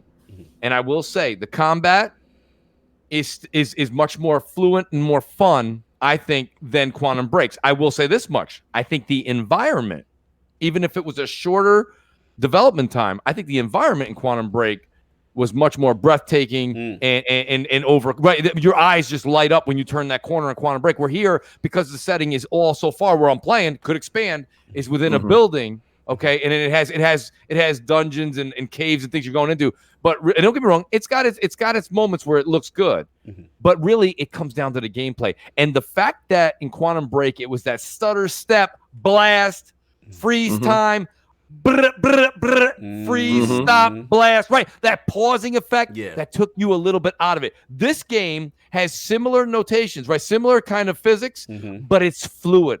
So as you're moving, you're lifting something, slamming it, shooting from the hip, bop, bop, bop, bop, swim again, bursting through. It's fast. It's a faster paced action. Almost gives you that feeling you get from like those games that Platinum puts out. It's that speed you got in this. So what I'm saying to you, right? So anyone who's on the fence right now goes, well, I didn't like Quantum Break too much. this is a clear successor to what Sam Lake and his people want. Now, getting back to King's point, because I kind of went off on the game review side of it, brother. Go nowhere. To get into his point, because his point is valid. I mean, it did pick up some steam once we heard that Sony might acquire them. What about the rumors, Mooch? What about those little innuendos? You saw those?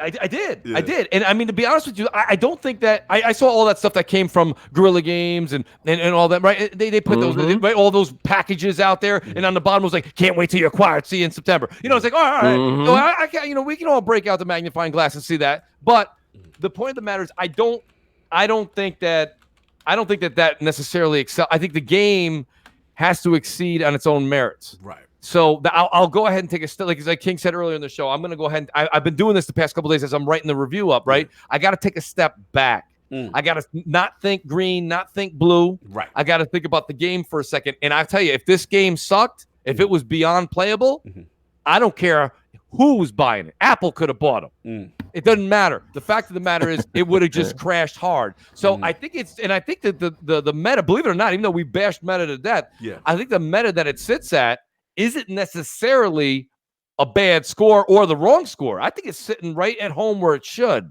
I think it's in that low 80s. You guys can correct me if I'm wrong. But I think that's kind of where it belongs. So, I mean, that's my point. So I think I could ride with King on his theory, but I will say this much. I think that the game is also the perfect storm as far as, look at the release. Right. Gears 5 is next week.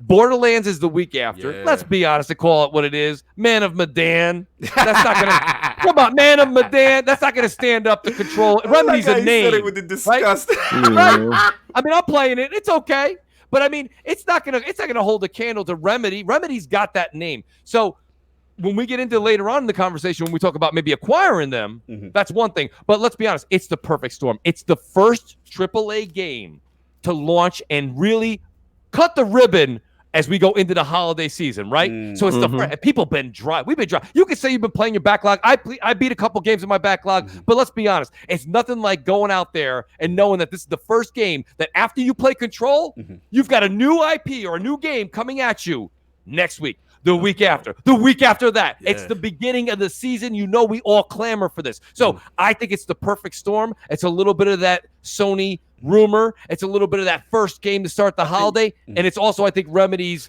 like real pinnacle move. I think this will be, again, I think this will be the game, and I'll give it to Addict here. Yeah, I think this will be the game that Remedy is remembered for. I think it'll trump Quantum Break. All right, let's get Addict in. Addict, the chat has been waiting for you. We keep hearing perfect storm this. You know what I would consider Control is on a storm level? It's that rain that you can still work in that you're not getting soaked. Here we go. I know you have a lot to say about Control. We've been talking off air, so let's get it, Addict. You played this game. If you close to beating it, did you finish it? No, I beat this game. Ooh, let's get it. Where you at with it? Well, look, is this game horrible? No, but it is not what people are making this game out to be. People are acting like this game is. And you know what I love hearing is Sovereign said it too. Love Sovereign to death, but he was like, you know, it's just one of those games where you have to read stuff. People keep making fun of me. I'm like, look, I shouldn't have to. The same people. This isn't Sovereign because Sovereign doesn't care about Destiny.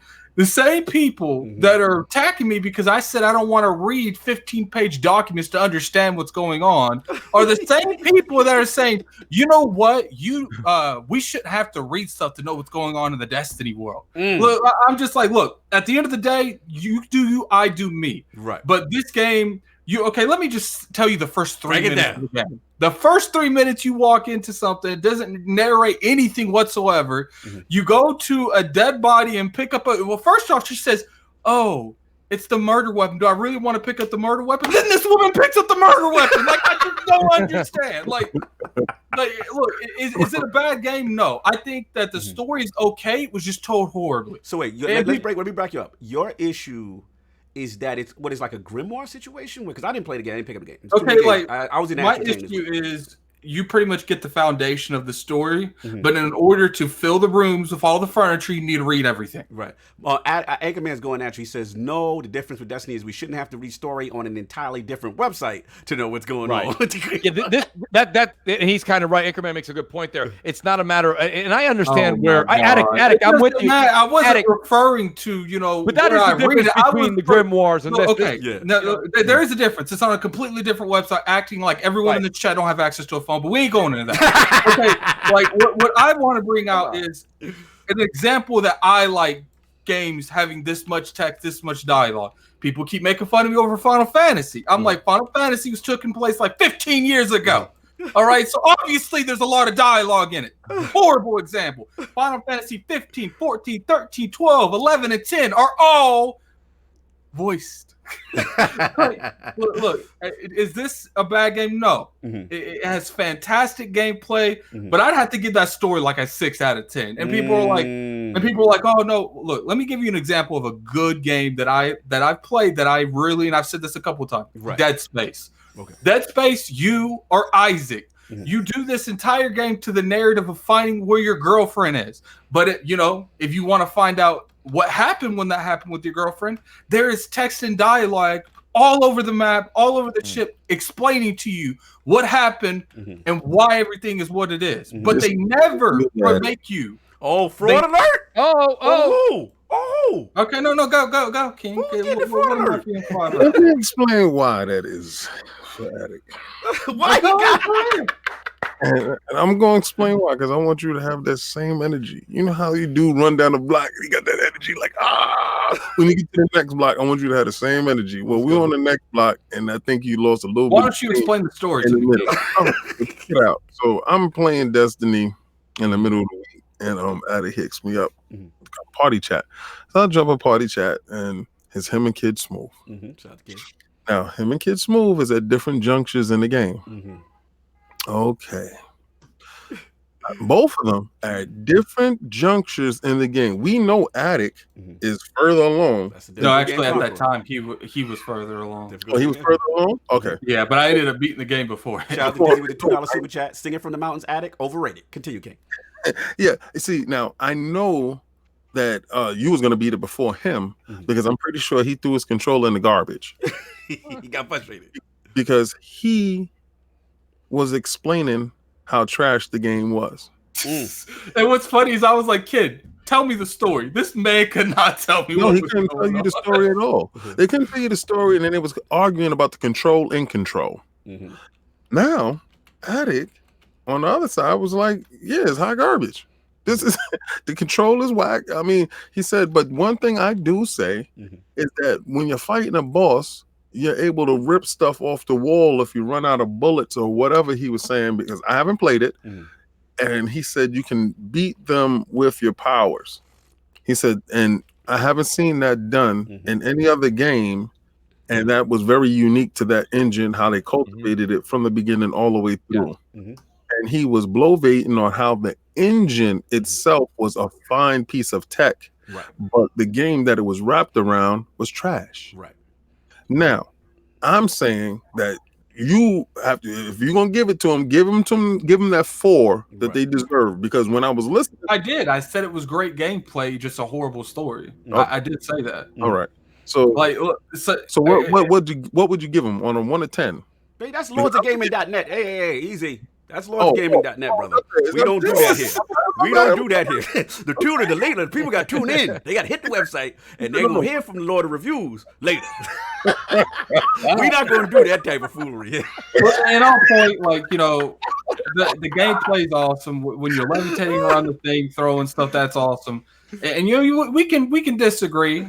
That's cool. If you like this story, it's like I said, and I'm going to give you a clip of the review. I said that if you like a game like Control and you like fantastic gameplay, but you have to read everything in the game and watch the cutscenes over and over again, then this game might be for you. But it's not like it wasn't a bad game. I just felt like the narrative wasn't told good. They didn't do. And what's funny is any other game, If there's no character development in a game, people are raging. But for some reason, it's okay in Control. Yeah. See, this is what I'm talking about. This is my point of contention with you with this game.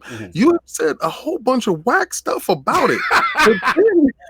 You say it's okay. Because of the gameplay. The gameplay carries this whole game. The gameplay is so good. It's the story. The gameplay is overlook the narrative a bit.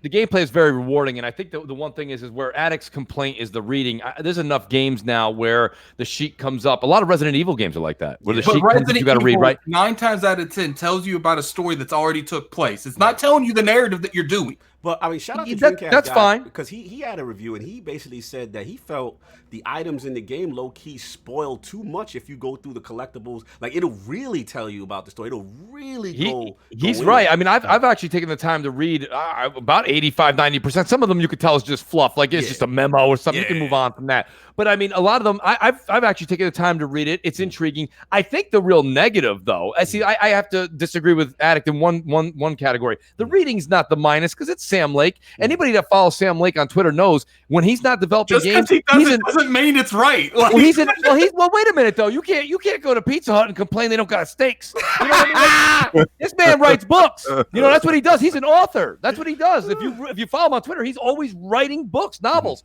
so screenplays. So this is what he does. Like that man deserves to be in a straitjacket, just like a that's a whole other episode of ILP. Now wait. Real quick, I think if you want to be hard on the game, where I'm going to come down a little bit on it is that map, and I think there was somebody in the chat. Yeah, that map is trash. Listen, if you don't like the game, you guys remember when we were all young, we played the game Memory. You had like 50 cards out, and you had to flip them over and match them. If you're not good at that game, get ready for some real frustration in this one because that map is trash. You have to get through it with your memory. If you want to go to the mini map because you could bring up the map, like cool, you could do that, but the game performance is going to tank just even going into the menu, and then when you come out, if you're in any kind of any kind of battle at all, you're probably going to get killed because you can't see them because they're skipping around the map. That's true. No, I mean, but where Addict is also correct, that I will back him up on is listen, it is the gameplay, and sometimes we have to take a minute to realize that there's certain games where the story engulfs you, and there's certain games where the gameplay does. And for me personally, this is hitting or scratching an itch, if you will, that I haven't gotten in a long time because there is something different about the game. And listen, a lot of people will sit here on this show, on my show, on money shows, and they'll praise games like Bayonetta. Now, myself personally, I think Bayonetta's story.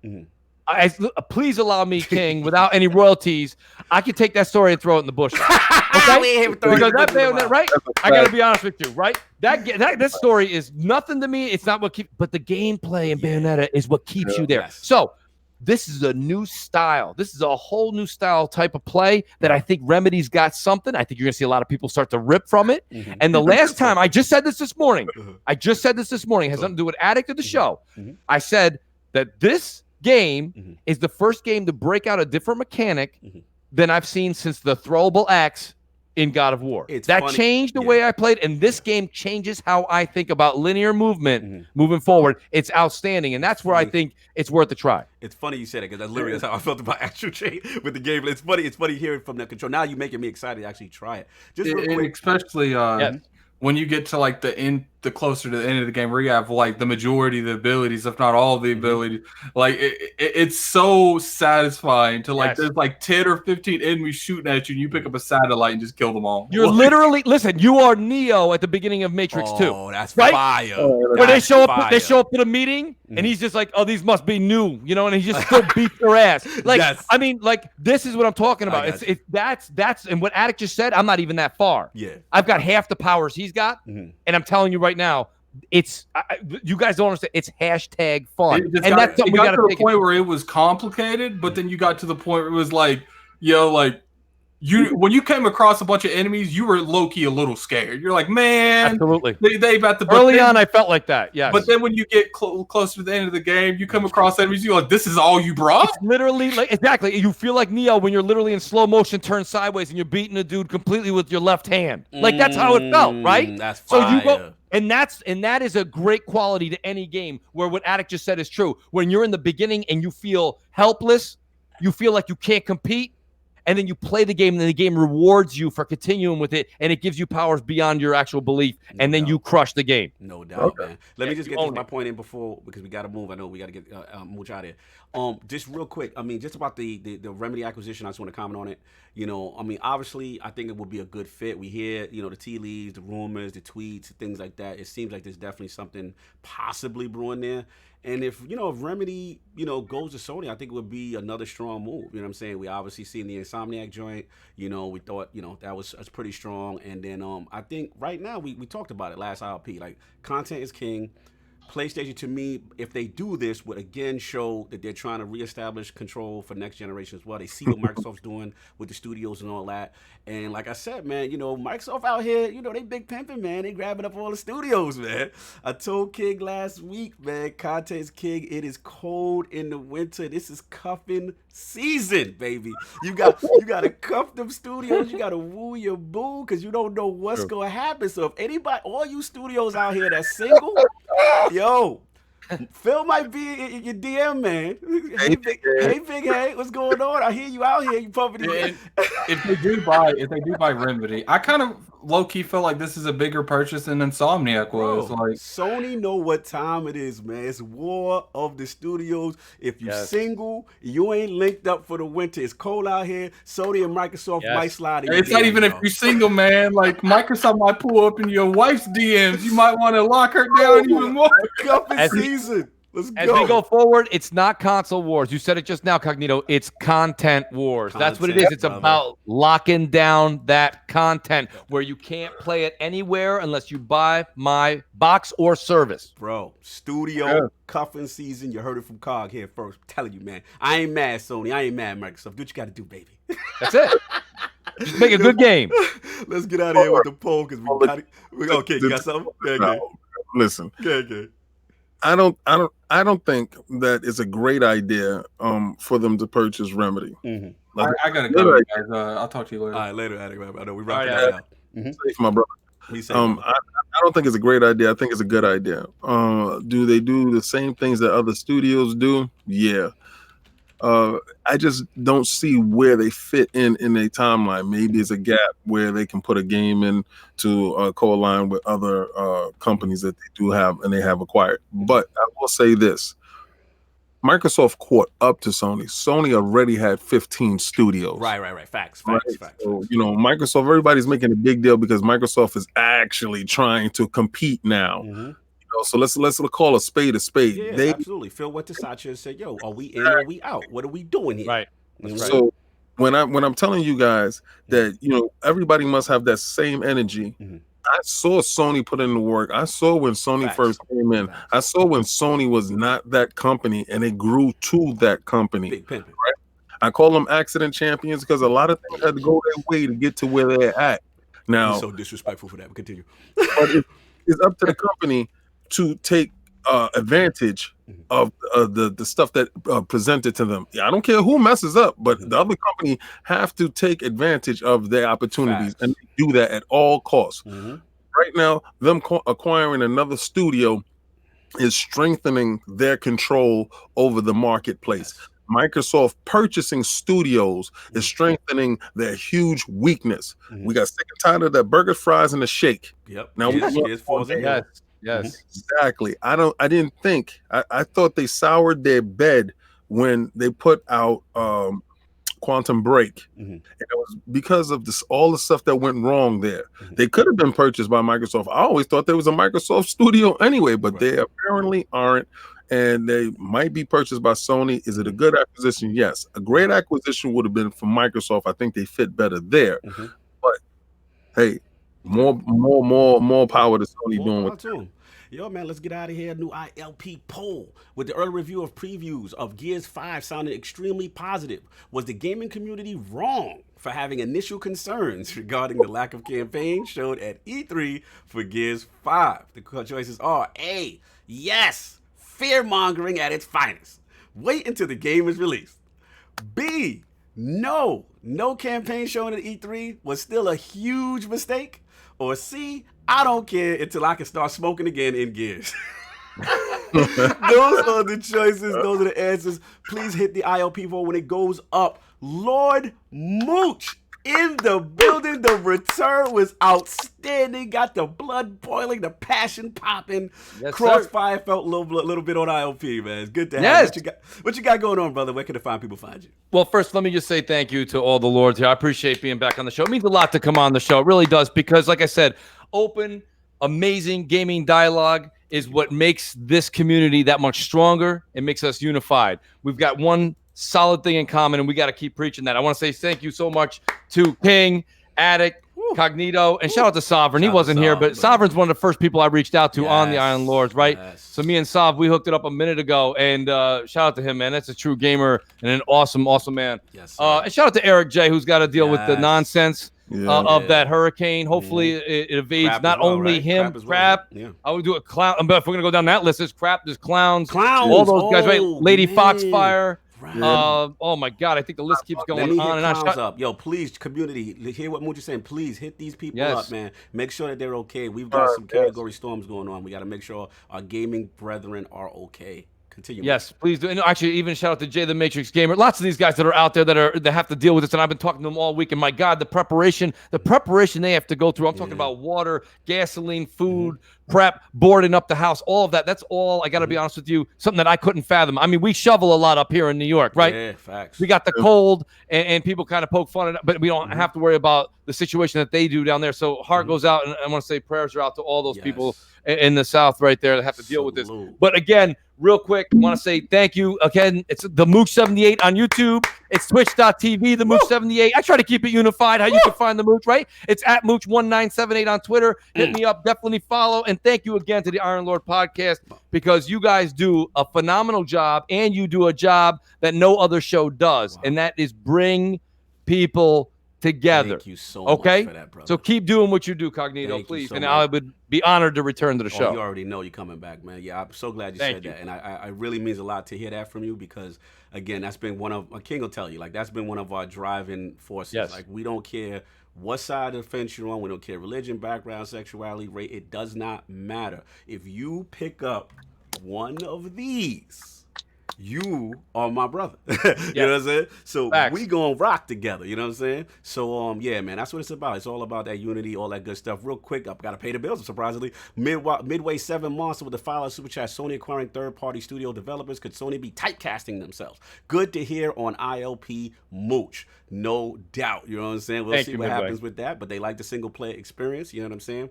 But yeah, man, the chat was live. Thank you for everybody. Let's get again, Lord Eric Jackson for coming in. Salute. You know what I'm saying? And also we got to get Solve back hopefully next week. Hopefully he's okay. He's been under the gun. But Lord King, where can the people find you? What you got going on, sir?